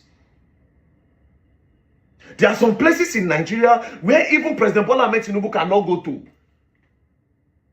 Even him, even the military cannot go there. Have you seen the prices of food? You don't see how much we create of eggs since we're APC. APC generally is a bad news. Generally, APC is a bad news. I know, okay, yes. You don't tell people who they will vote for. But I will tell you for free, President Bola-Ahmed Tinubu and APC coming back in 2027 will be the end of Nigeria. Nothing more. Nothing more. You know what? As we don't be like this now, when I say, I don't talk about some topics, guess what I will do now? I go leave every other topic. If I say now, the world need to understand, say, President Bola-Ahmed Tinubu is not capable. Maybe a lot of people, they sleep. If the man is old, The man is old. Maybe if na Asiwaju of like 15 years ago, go say okay, but this one nothing do anything. Like there's nothing he can do. I'm here to see what they will campaign with. Make I hear your manifesto. Make I hear you talk. Because when you were coming before, you came in with, oh, you are going to create jobs, insecurity, you go do this, you go. Insecurity doubled. It doubled. It doubled. Say maybe that's paying VeryDarkMan, and that's why it's doing. God punish all of you. God punish all of you for what people have done to that country. God punish all of you. I mean, because we know even they post what we suppose they post, because we don't want to give people anxiety. We don't want to make people they fear. The things I know as VeryDarkMan about that country, if a lot of them know depression will finish you now, because I would even fear to make a step. We are pretty much surrounded by these Boko Haram people. Everywhere they are. Even Lagos, before when they say Lagos, say they don't want just tell them the truth. And mind you, waiting reach Oyo State, don't reach Lagos. So just know that one now. Waiting they don't reach Oyo, don't they Lagos. They just they look for the best strategy to take enter, but they don't do there. If not, we say normally Nigerians, I will not still blame them. I wanted to say Nigerians, they quickly move on. But again, this thing is happening too many times. And one thing about humans, we adapt. No be at the China, I don't fit chop their food where I dey get Nigerian food from here. Now, if I fit stay for here for like 1 year, I will stop to dey chop their food unconsciously. You will adapt. That's the humans for you. They will adapt. That's why you see a lot of people just move on quickly. Not because they don't know that there's a problem. But the government is so bad that they have made the people get used to insecurity in Nigeria. Meanwhile, they travel abroad for their meetings. Are you not ashamed, President Bola-Ahmed Tinubu? You don't ever bring any first world country president come Nigeria for meeting. Donald Trump never come here. You dey go UK, Prince no come. You dey go France, Macron never come. All the countries President Bola-Ahmed Tinubu they go sit down. None of them don't come. We're going to show everybody the insecurity. In short, I'm not posting anything again. All the insecurity I'm going to show. Let them know what it really go on. The world needs to know. Say that they pay me. And as for you, Lere, you are how old now? You should be around 50. You should be around 50. You know what that means? You don't pass the age where you get sense. That's just the painful part. You can never ever get sense again.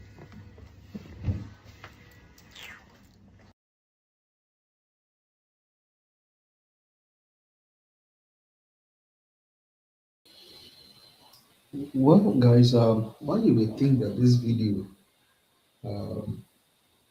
makes sense? For me, I still question VeryDarkMan to a large extent until we start to see some changes. I am one of those that criticize him and continue to criticize him until we have a better country, because people like him can use their platform to actually speak to Nigerians. But they are just playing on Nigerian psychology. See, take most of these people's words with a pinch of salt. Nigerians, we have a country to deliver and people to rescue. Let's go to the next video on Sowore. These issues and the consequence of his what has become a landmark ruling as far as the elections is concerned. Is a right activist and former presidential candidate for the AAC, Mr. Omoyele Sowore. Thanks so much, Mr. Sowore, for joining us tonight. Thanks for having me. Did this judgment come to you as a surprise? Well, it wasn't a surprise because I've been one of the major advocates of party independence.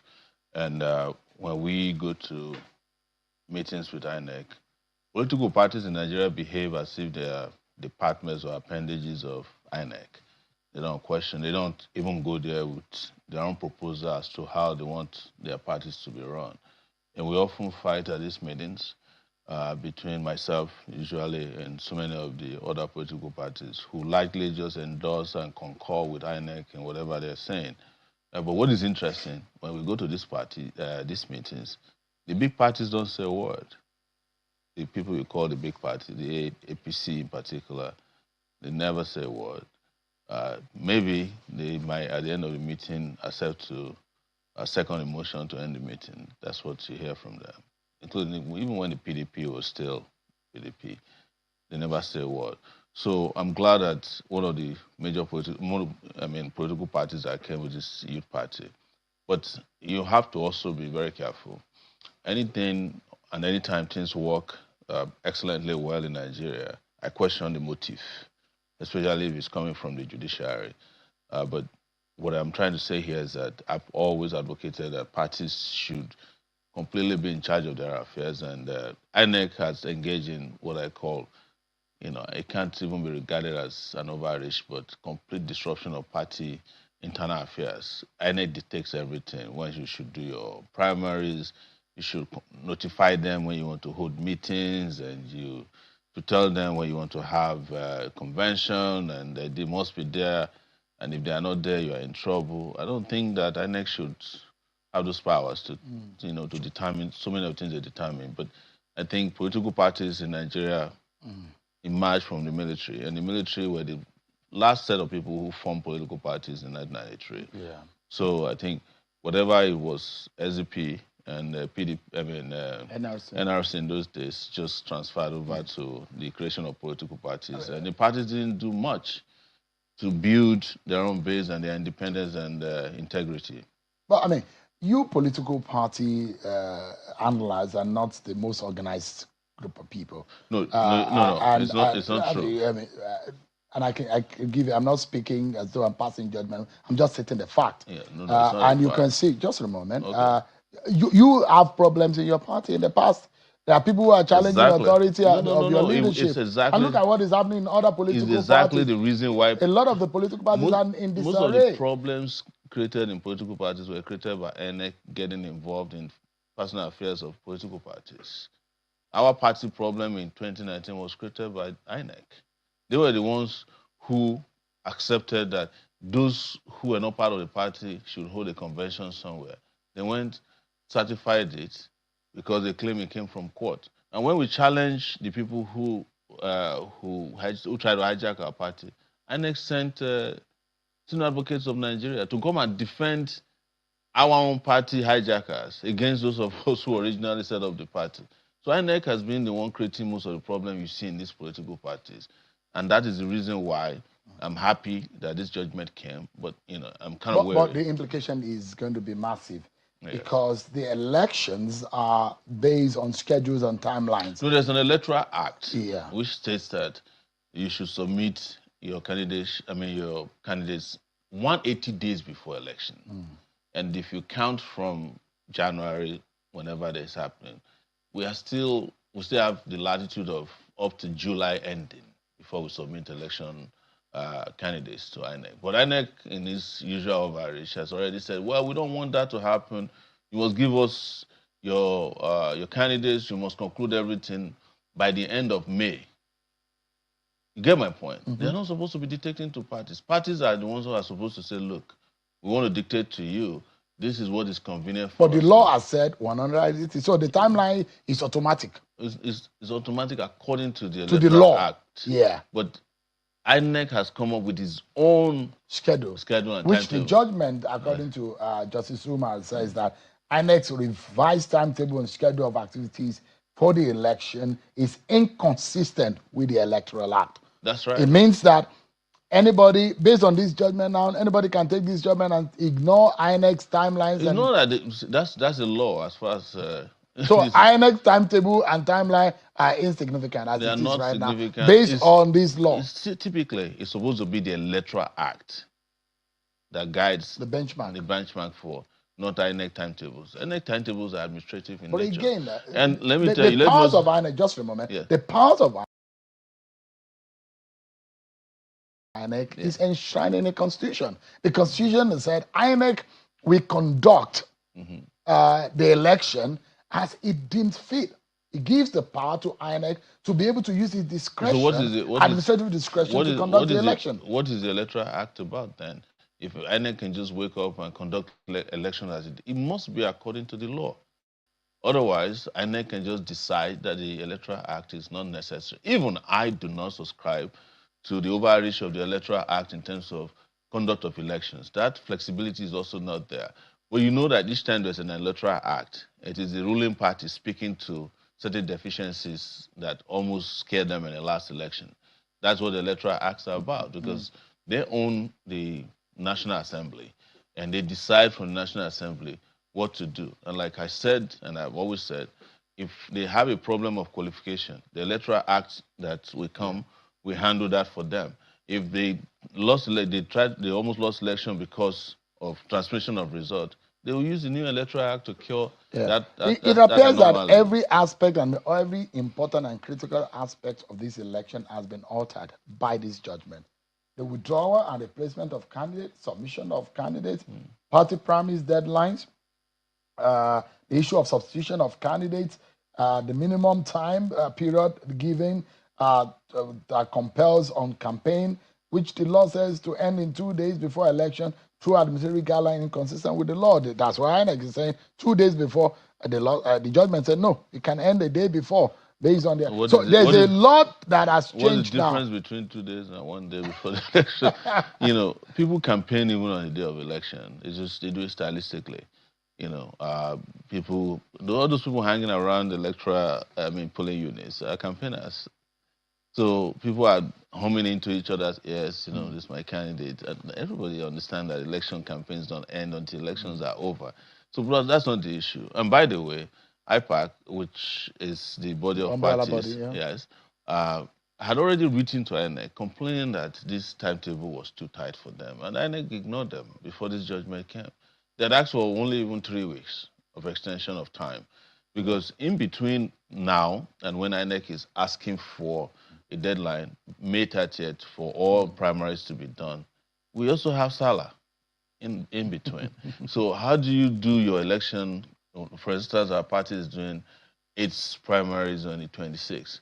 Our members have to rush back to Kano or Katsina to go and does this favor the bigger parties or the smaller parties? Anything you see that happens at this time, and if it's not challenged, it probably favors there are no big parties now. All parties are equal, but it probably favors the ruling party. And I will ask you to watch out for the fine prints in the next few days. Do you think INEC could be in trouble because this is going to cost them some, you know? No, INEC, going to mess up. INEC already had a political calendar before the Electoral Act was introduced. And some of what this judgment is saying was what INEC released earlier. It was INEC itself that adjusted the presidential election to January. It was supposed to be February. So they can still go back and push the presidential election to the original date that was supposed to be, that had been in the last few years, so that there will be more space. But they said they want to respect religious sensibilities. And this is part of our problem. You know, the country claims on paper that it's a secular nation. But when in action, every time, you know, we're always pandering to religious activities, holidays, and as if Nigeria is, you know, it's no longer a multi-religious society. What about people who don't go to church, who don't go to mosque? People like you.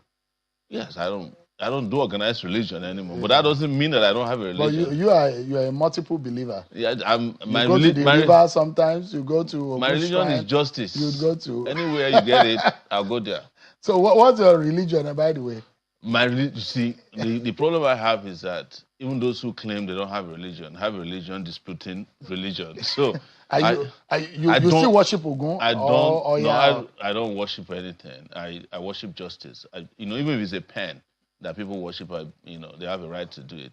But my position is that it should not be state job. So Sowore is not a Christian. I was born a Christian. All right. But my middle name is Stephen. But I'm not But going to be using that to deceive you on TV. Yes. You are disappointing your parents by not sticking with My what they parents taught are you. probably happier with me than anybody who's been going to church forever. All right, let me ask you. Yes. Are you still planning to contest in 2027? Yes. We have our party Is your party primaries going next week, yes. Okay. And you're going to be the sole candidate? Well, let the party decide who their candidates are. So how many people registered for your party in the digital registration that INEC asked the parties? We haven't finally submitted. And that's what this court judgment says. So if you have submitted now, the court says you can reopen your portal and start again. So we never stopped anyway. So until that final moment. You were recalcitrant. As course, far as the... You know, you see, our party, the AAC, started online registration in 2018 when nobody was doing it. And what happened in 2022, I will reveal to you, and I probably have said this on your they asked every party to submit their party register. We're the only party that could present a complete party register to INEC. INEC confessed to us that all these APC, PDP, they don't have party register. So when they discovered that it was going to be a problem, APC approached INEC to use the National Electoral Register to create their own party membership for them. When I was in channels in January 2026, talking about registration of our party page, the channel's reporter was challenging me that APC had a website where you could register. When I got home and checked, you couldn't register on their website. It was after I outed them that they then went and opened a section in this website. But I can tell you that even with all the registered people, I don't see how anybody will go on APC's website and register for poverty, starvation, and insecurity. But they have a way of forcing people to register using all kinds of subterfuge. But you still cannot even, they can't even tell you how people are registered on their page. You plan to run for election again. Is it just as a routine, or what will change? What is the routine in running for election? This will be your third time of being on the ballot. I've been running less than Atiku has run.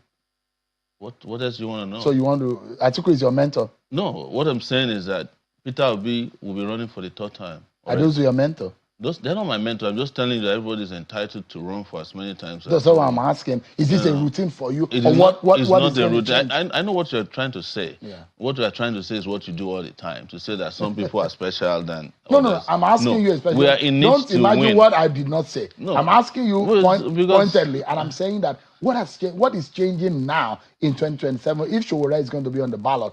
Are you running to win? Or what exactly is your Yes. And it is because, as I've told you several times, all the political parties are equal. And the better candidates should be able to win elections in this country, people with ideas.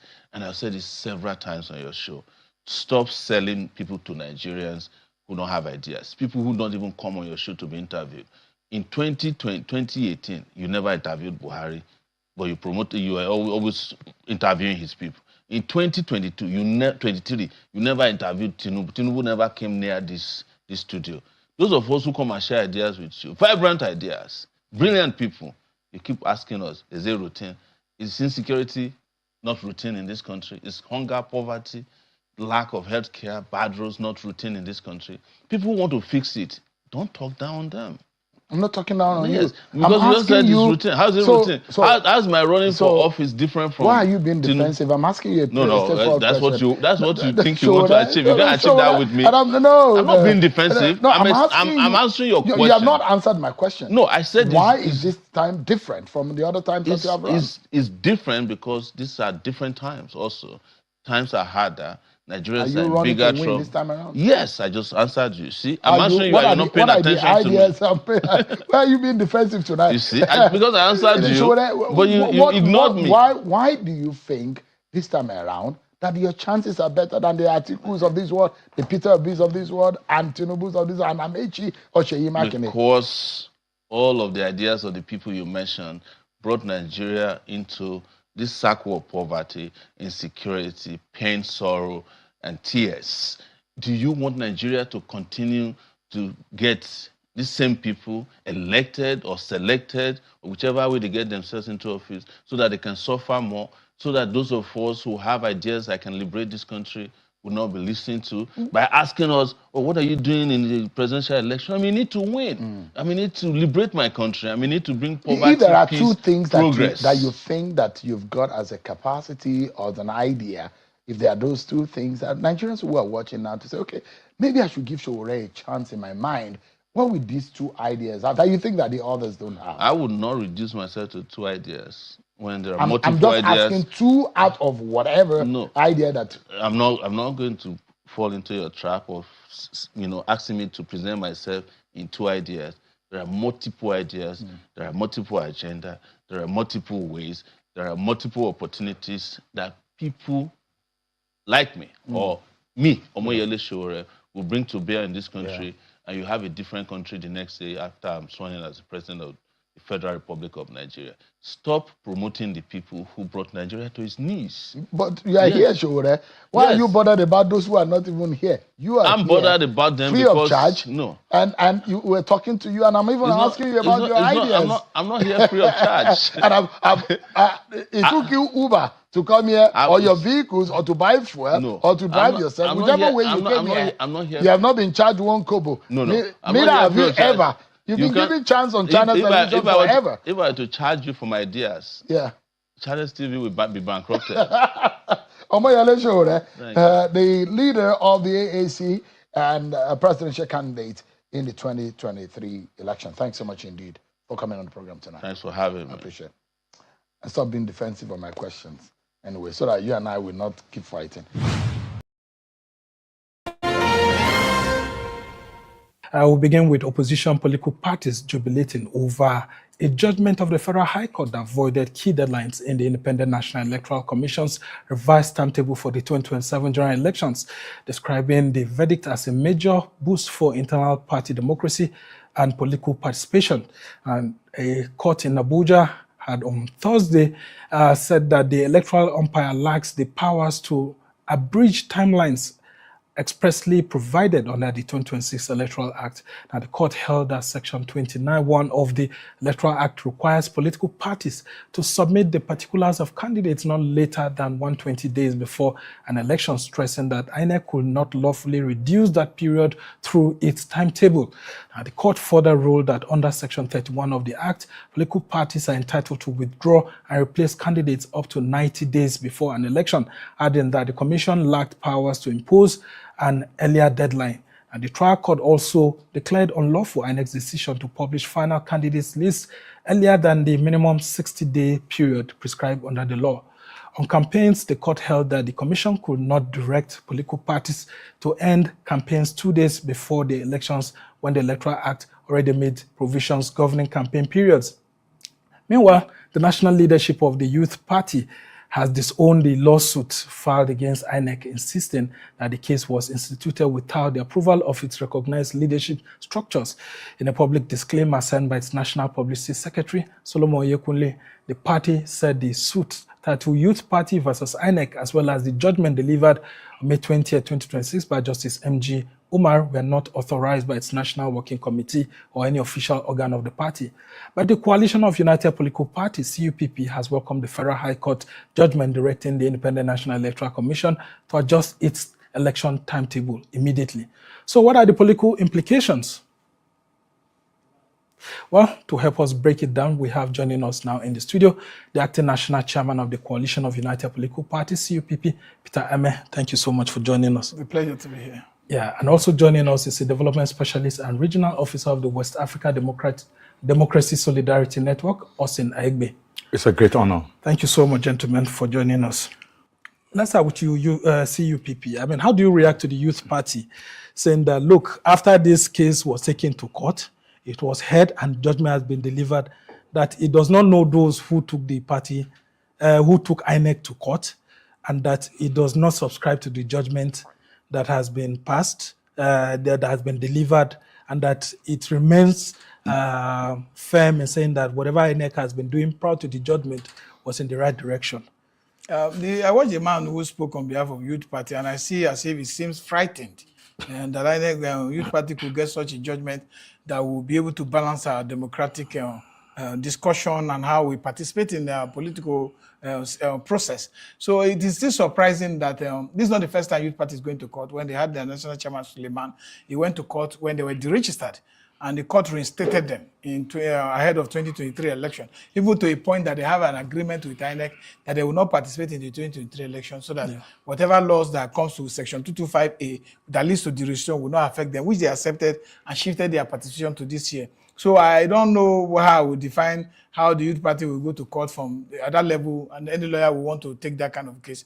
I think something is just... I mean, could the court have even accepted it if it's not a party official, a recognized recognized party official? There's something happened is a post-traumatic situation that some of the members are going to, because we live in a very traumatizing democratic atmosphere as we speak. So maybe a phone call has reached them and they are panicking. But let's just look at it. There's a judgment, and that judgment must be obeyed until it's set aside. So even the National Assembly that made the crooked electoral law to be able to stiffen the participatory process when leading to the 2027 election, I've also bear the brunt of some of the actions. Most of them could not get their ticket in the party. They tried to trap people in, because the law was actually made to trap the opposition, to make sure it becomes difficult for the opposition to harness from the implosion that will happen within the APC after the conduct of their primaries.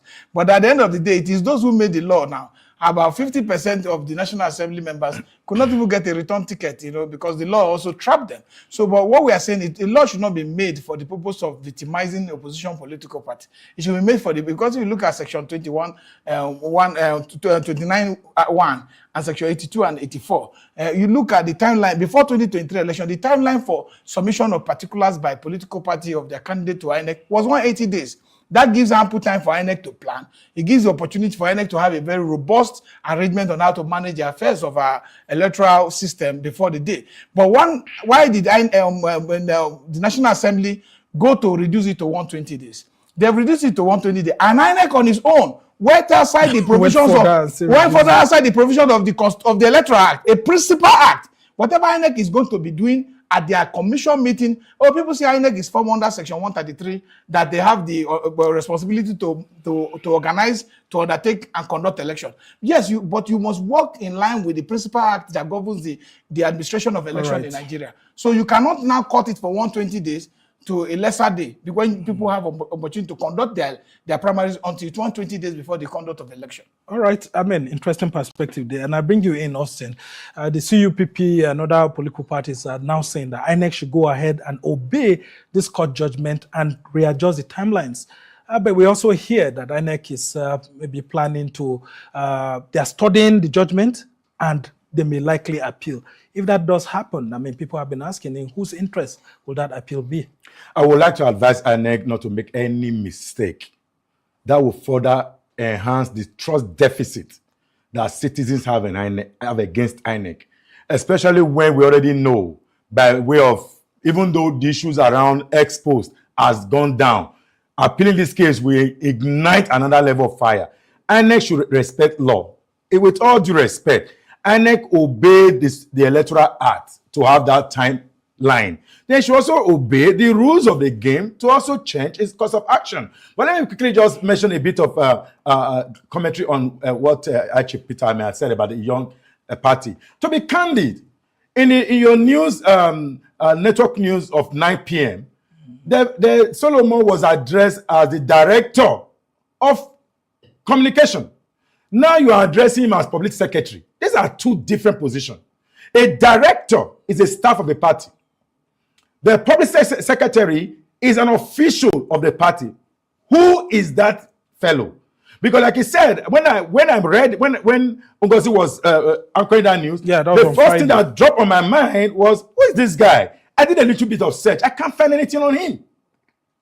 So which makes it possible. Could he have received a phone call? Yes, maybe that's why it's important to do some level of due diligence, because now as I'm sitting here, it's like promoting someone who may just be like someone like Gombe, Bala Gombe. And even though that has have a bit of authority, but in this case, when you say a director should not even be. That is the political secretary. And the political secretary I saw when I did some search, it's not Solomon. Well, just I wanted mean, to but put the that on party table. has not, countered his position. Yeah, so because he issued a statement since, the judgment came out. Yes. So the question is, if he is, that's what I'm saying, if he's a staff, as director, or as public secretary, in any case, it is the chair and secretary that is actually known by INEC. Yes. Those are who signed documents to INEC. But that aside, the truth of the matter is this: if anybody is working on him to try to fly this cat so that INEC don't cease to appeal the case, that's where I'm actually going. Rather than appeal the case to deal with, to undermine our trust deficit, why don't you identify someone within who will then help us blow it and then go to appeal, so that this individual then go to appeal rather than the INEC. If that happen, all right, come back to this conversation that we saw is happening. INEC, it will return back to INEC because INEC is going to be joined in that appeal process. If INEC then support whatever action, then it means that there's something to be written about. All right. I would like to know who exactly is the greatest beneficiary of this judgment. Peter. You can see what when IPAC released their statement, they said INEC is not should not interpret outside the provisions of the electorate, which is very clear. And INEC cannot infer into the provisions. The provisions is unambiguous and it's very clear. You must submit particulars of candidate 120 days before the conduct of the elections, and you must do substitution primaries 90 days before the conduct of the election. What INEC should have done was that INEC, being that they are a regulator, a registrar and administrator for political parties and election governing system in Nigeria, should have just drawn their own activities around this process. And that's what Dr. Tinubu before any other elections. We already know that the election is not a one-day affair. It's a pre, during, and post-election, because you have reverse logistic issues.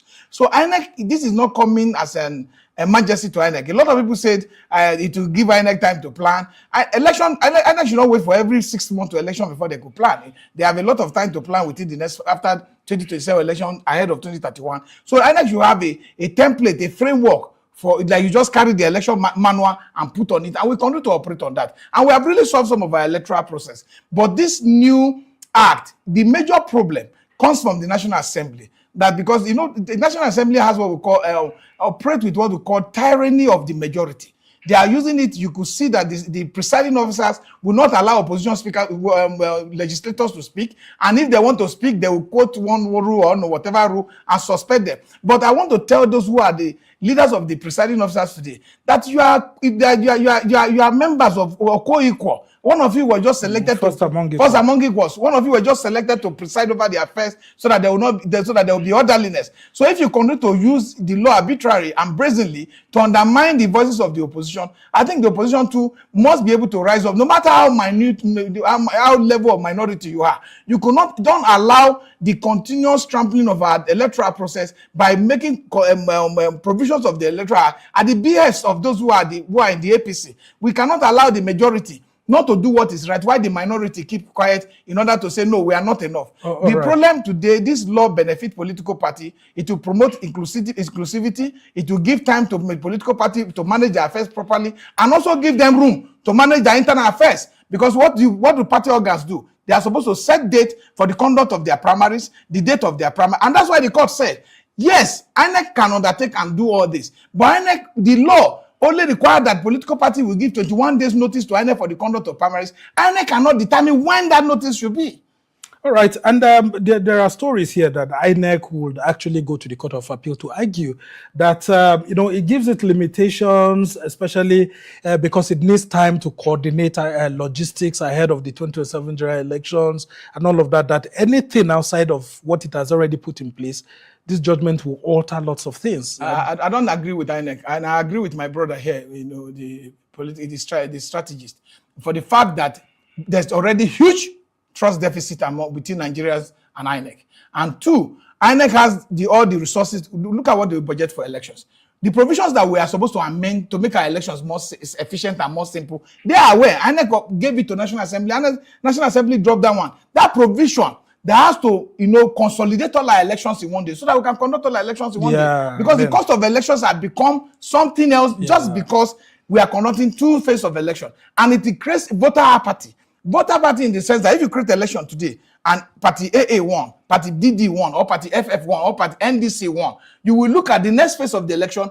voters will not go out to participate, and that's why you find that all state houses of assembly are dominated by parties that won the presidential election. So we need to consolidate the election if we want a good, to deepen democracy in Nigeria. This is what we should do. All right, not this crook electoral act that they are passing. Yeah, I mean, Austin, there have been talks that this judgment will give room for lots of defectors to opposition political parties. And I'm sure that Peter here is arguing, because it favors them. I mean, they're in the opposition. They will harvest people from APC that lost out in tickets and all of that. How do you see this happening? And then won't the politicians also wait to study whether INEC will appeal or not before they start jumping ship? The truth of the matter is that while not making any case for INEC, INEC is actually receiving a lot on his side. He has to respect the people. He has to respect the judiciary. He has to respect the National Assembly. Ordinarily, I would expect that the National Assembly shouldn't be making laws for the good governance of election. Again, people tell you let the National Assembly do it because of the selection process of commissioners of INEC. If you elsewhere, what's the business? You have a regulatory body. It's like passing every law on CBN. This is how you must do. The next year, this is how you must do. How long? When was the last time CBN? The CBN Act. The CBN was reviewed. Because these are all regulatory body, not just the CBN. There are a lot of them, including FCC and co. So why am I saying all of this is this? Let me go a bit to Ghana here. 1 year to election, they already know is the presidential candidate. In fact, as I speak to you now, the presidential candidate of the NPP, the opposition party in Ghana, is already known, and the election is December 2028. I don't want that. People act that no. See, the truth of the matter is, on one side you need to look at INEC, on the other side look at the political actors.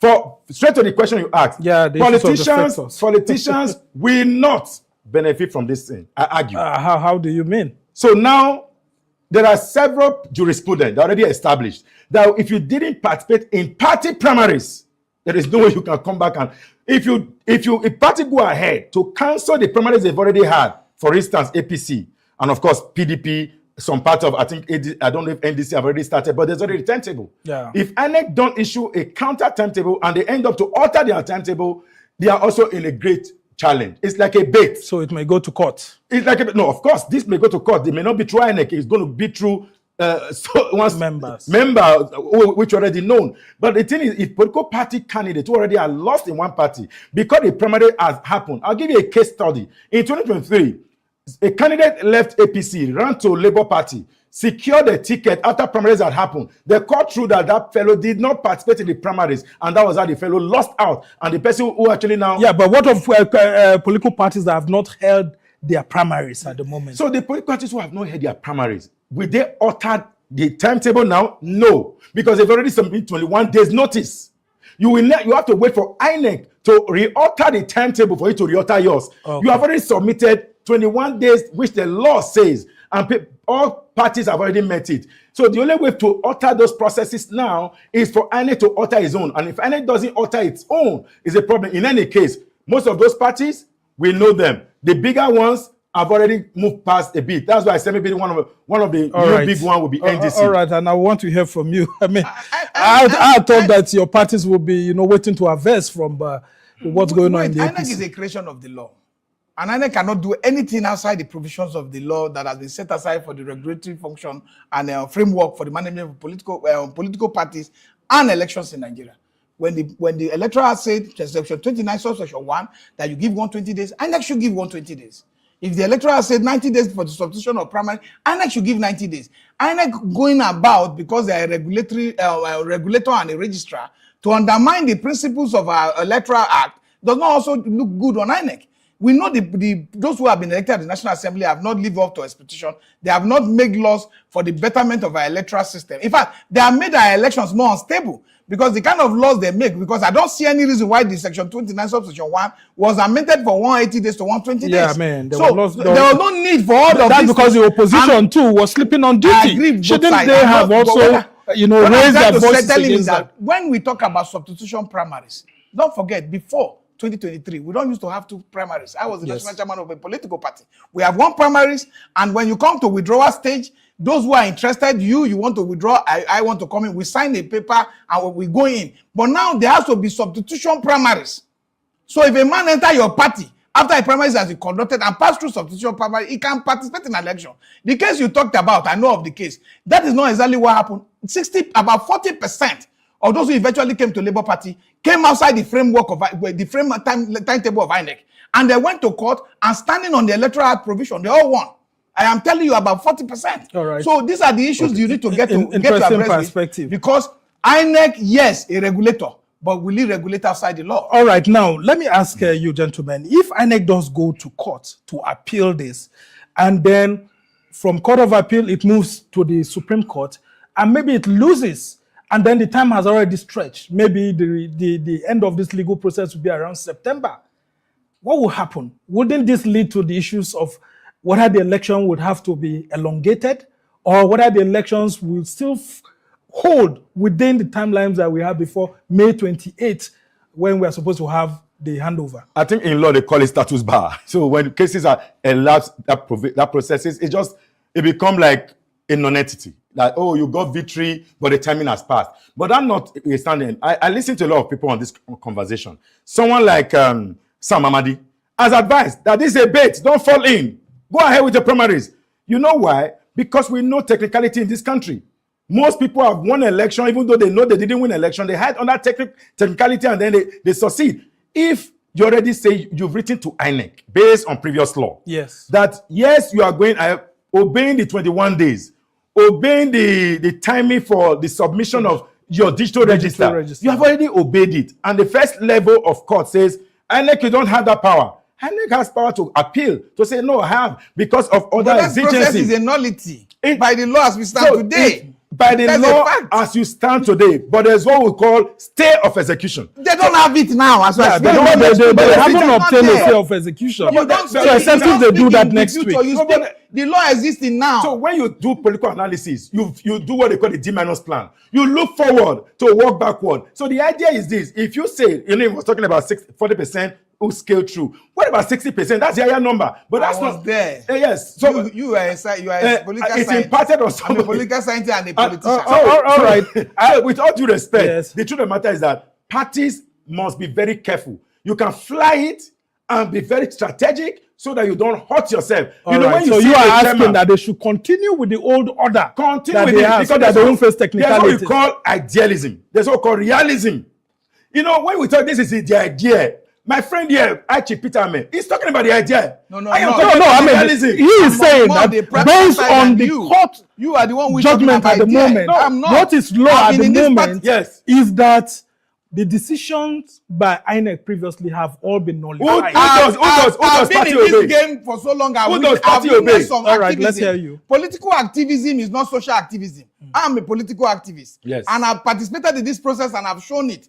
Let me tell you, when Gani Fayomi and Balarabe Musa decided, despite people were filing their membership and paying to INEC, INEC stood up and said members of political parties who are willing to conduct the election must pay money to INEC instead of paying to parties. Yeah. These people went to court. They won eventually. Look, see, our system cannot develop if we think that we must walk outside the law. We must, INEC have said that. No, how we maintain we continue to deepen our electoral jurisprudence is that we continue to be active and participate and challenge these processes that undermine the principle of inclusivity. All right, let me ask you that question. Just hold on. I did not add that INEC used to pay political parties. Yeah, I mean, that was there. I can give you the story. Hold on, Peter. I can give you the story. INEC did not pay political party. Hold on. INEC paid once. Hold on. And that was in 2008 also. And he paid. Just hold on. Once, 6 million. Just hold on, Peter. 6 million. Yes. Just hold on, Peter. And they have too many political parties. Just hold on. Musa party. Gentlemen. PRP bought their office in SciTech. Yeah, I mean, I can tell you story. I was here. I participated. Peter, just hold on. I will ask you the same question I asked him. If INEC does go on the appeal now, and the Court of Appeal rules on it, whether for or against, and it decides to still go to the Supreme Court, and maybe this case doesn't favor INEC at the Supreme Court, what will now happen to all the timelines that we've had? See, will the political parties argue that their time was eaten into, and as such, they are not prepared fully for the elections? Wouldn't that affect election logistics? Could it affect, the conduct of elections ahead of the handover date, and then of course election litigations that will come. All this thing wouldn't have happened if INEC had maintained the laws, followed the regulation that had been enacted. But he said That because is of the same thing logistics, INEC did because with the that. Electoral Act I'm wasn't going to- passed by the no, National no, I'm Assembly going to finish. in For December. logistics, 120 days for logistics, which was 118 days. We should be facing the monster in the room. Why did the National Assembly want to create a chaotic timetable for our country? Why did you reduce that time from 180 to 120? For no reason. It was an act and a brazen act of irresponsibility. And we must accept to say this in an open air so that citizens who are watching, we know that those who were sitting in that hollow chamber took decision to preserve self-interest than to preserve national development. So what the challenge we have today is not that INEC is that. If we leave the law and allow it to be trampled upon, we are going to have more authoritarian regime coming to do the same. This law stipulates 120 days. It also stipulated 90 days and also say that you cannot determine the number of time from INEC when parties are supposed to conduct their to give you 21 days notice. So these are the things that they have done. It is, I don't think any court, whether the Court of Appeal, will say the 120 days that INEC subsidiary legislation will be superior to the principal act of the National Assembly. Okay, as we try to wrap up the conversation now, let's talk about politicians, because they are the major focus. Politicians and political parties. I mean, what very fast decisions should they be taking at this moment as we try to conclude? In 2015, I asked, there was a particular party who was trying to argue on certain rules of INEC. And based on my advice, I said, focus on the goal, which is the election. While you pursue this other one, in case you win it, you have a double advantage. Focus on the goal. The goal is election. What politicians should be thinking about now is January 16th. Focus on the election, because there could be tactical strategy to derail. Before you know something, you are pursuing 2 rats, 3 rats at the same time. You end up not getting any. Right. Why the law is to your advantage? You know why Peter Chief was talking about just now? You see, Chief already answered the question. Why the section? Why the National Assembly deliberately infused that section there? It was deliberate. He already said it. It was intended to oppress opposition party, which we all saw. Civil society was on the street. We demonstrated. We said, no, this thing will harm you that is passing the law. You senator, you House of Reps, this thing will harm you. So when they harmed them, we are all laughing, because some of them now we know, because you can play back your video. You're going to see all of these things that civil society brought on the table. Yeah. Among them was 84, 63, etc. That this thing will not work. But we were even shouting at that time, where are the politicians who will benefit from this? Until they started coming out a bit. Why is this important? Because politicians focus, again, they will be the ultimate beneficiary. We are just there to advance the cause. Very quickly, as to try to summarize. Politicians as if they are not citizens of this country, is that you describe them in a very dishonorable manner. To be sincere, politicians are citizens of this country. There's no another way to participate in governance than joining political party. So it is not a crime to be part of a political process. What we have done, politics is about governance, is about delivering for the people, it's about speaking for the betterment of this country and speaking for the less people who do not have access to media. What I know is that political parties that have set up their guideline and that can meet that 30th date of May to conduct their primary should go ahead. But if you think that you want to be able to deepen our electoral legislative jurisprudence, you should be able to contest this process to the end. I don't think that we should just every time we fold our hands and surrender to the people in power. Gentlemen, I won't allow you go without asking you what you've been seeing generally on the party primaries. The biggest one, the APC has been holding its primaries all through, and it's concluding with the presidential primary. What's been your I thought my brother would be winning. Very quickly. I thought my brother would be winning. Osifo, the businessman APC, the presidential candidate. I expect him to win, but I don't know what's not happening. But I hope he will win. I just hope so, because I don't know why I went to buy the form. But I haven't said that. It has actually does it stand a chance against President Tinubu? Yeah, because but why would you? But again, we know the reason for the 100 million. It's a clear investment. But I haven't said that the APC ought. I do not agree with President Tinubu in that comment he made that the democracy is being deepened. That's not correct. We talked to Mr. President. In the party primaries, where we did not see the register of your party being used to determine those on the queue, that's not democracy. Mr. President, when officials were counting 7, 8, 61, 201, 1 million, that's not democracy. Mr. President, you need to speak true to this power. it is sending a wrong message to our political ecosystem and to our democracy. It is not enhancing our democracy. Because the APC is the ruling party, it must show leadership. All right. Hi, Chief Peter. I think for me, it is not difficult. You have to ask people like Desmond Elliot, who were beneficiary of godfatherism. And today, the same hand sledgehammer has been used to remove them. So you can see that there's no democracy there. It's a selective selection process. And second, we have to tell the National Assembly to stop the brazen overreach in trying to use the Electoral Act to institutionalize their power and staying in the corridor of power. All right. Well, thank you so much, gentlemen. We just hope that INEC does the right thing, and then the political parties to also obey their constitutions, obey the Electoral Act, including this judgment now, and then, of course, the Constitution. Well, we must thank you so much. Peter Ahmed is the acting national chairman of the Coalition of United Political Parties, CUPP, and a very strong contender of several, activisms in, I think, National Democratic. Well, NDC and others. We are struggling. The candidate. Nigeria Democratic Congress. We impose you there. Yeah. And then, of course, our own Austin Aigbe is a development specialist and regional officer of the West Africa Democracy Solidarity Network. Most thank you so much for always being here for us. And we ask the civil society to continue to watch the process on behalf of Nigerians. We must continue to watch it. Thank you so much, gentlemen. 2027 elections hits a critical milestone. INEC's resident electoral commissioner for Lagos, Professor Ayobami Salami, has announced the launch of the third and final phase of the continuous voter registration exercise, CVR. He's warning that the credibility of the next election rests on this final window. Professor Salami is also urging all unregistered residents of the states to step forward before the July 10 deadline. His point was also corroborated by the Lagos State Commissioner of Police, Tijani Fatai.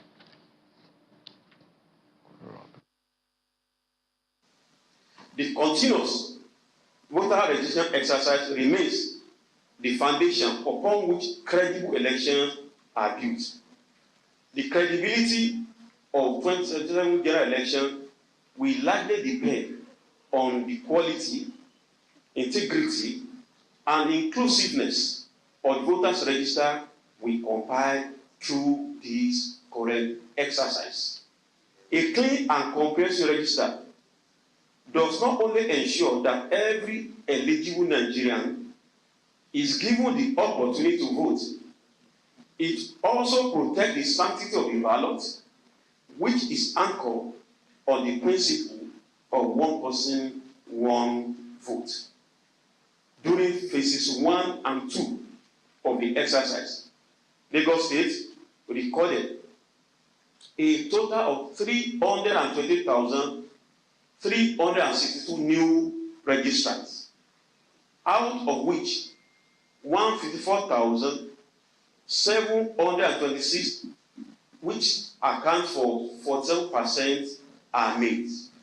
Eligibility for registration requires that an applicant must be a citizen of Nigeria, must be at least 18 years old, must be ordinary resident in area of registration as prescribed by the Constitution and the Electoral Act 2026.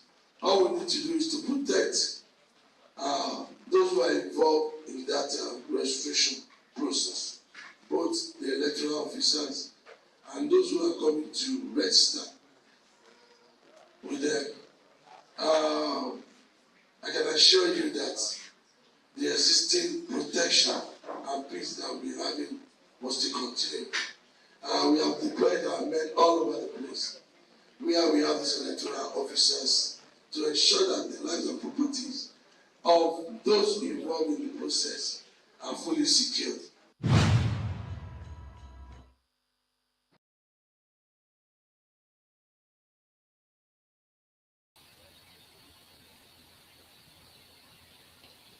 Thank you for watching, guys. Truly appreciate the time. Please like and subscribe. Until we come your way again next time, do have a wonderful evening and a happy weekend. This is Naija Political Brief. Bye for now.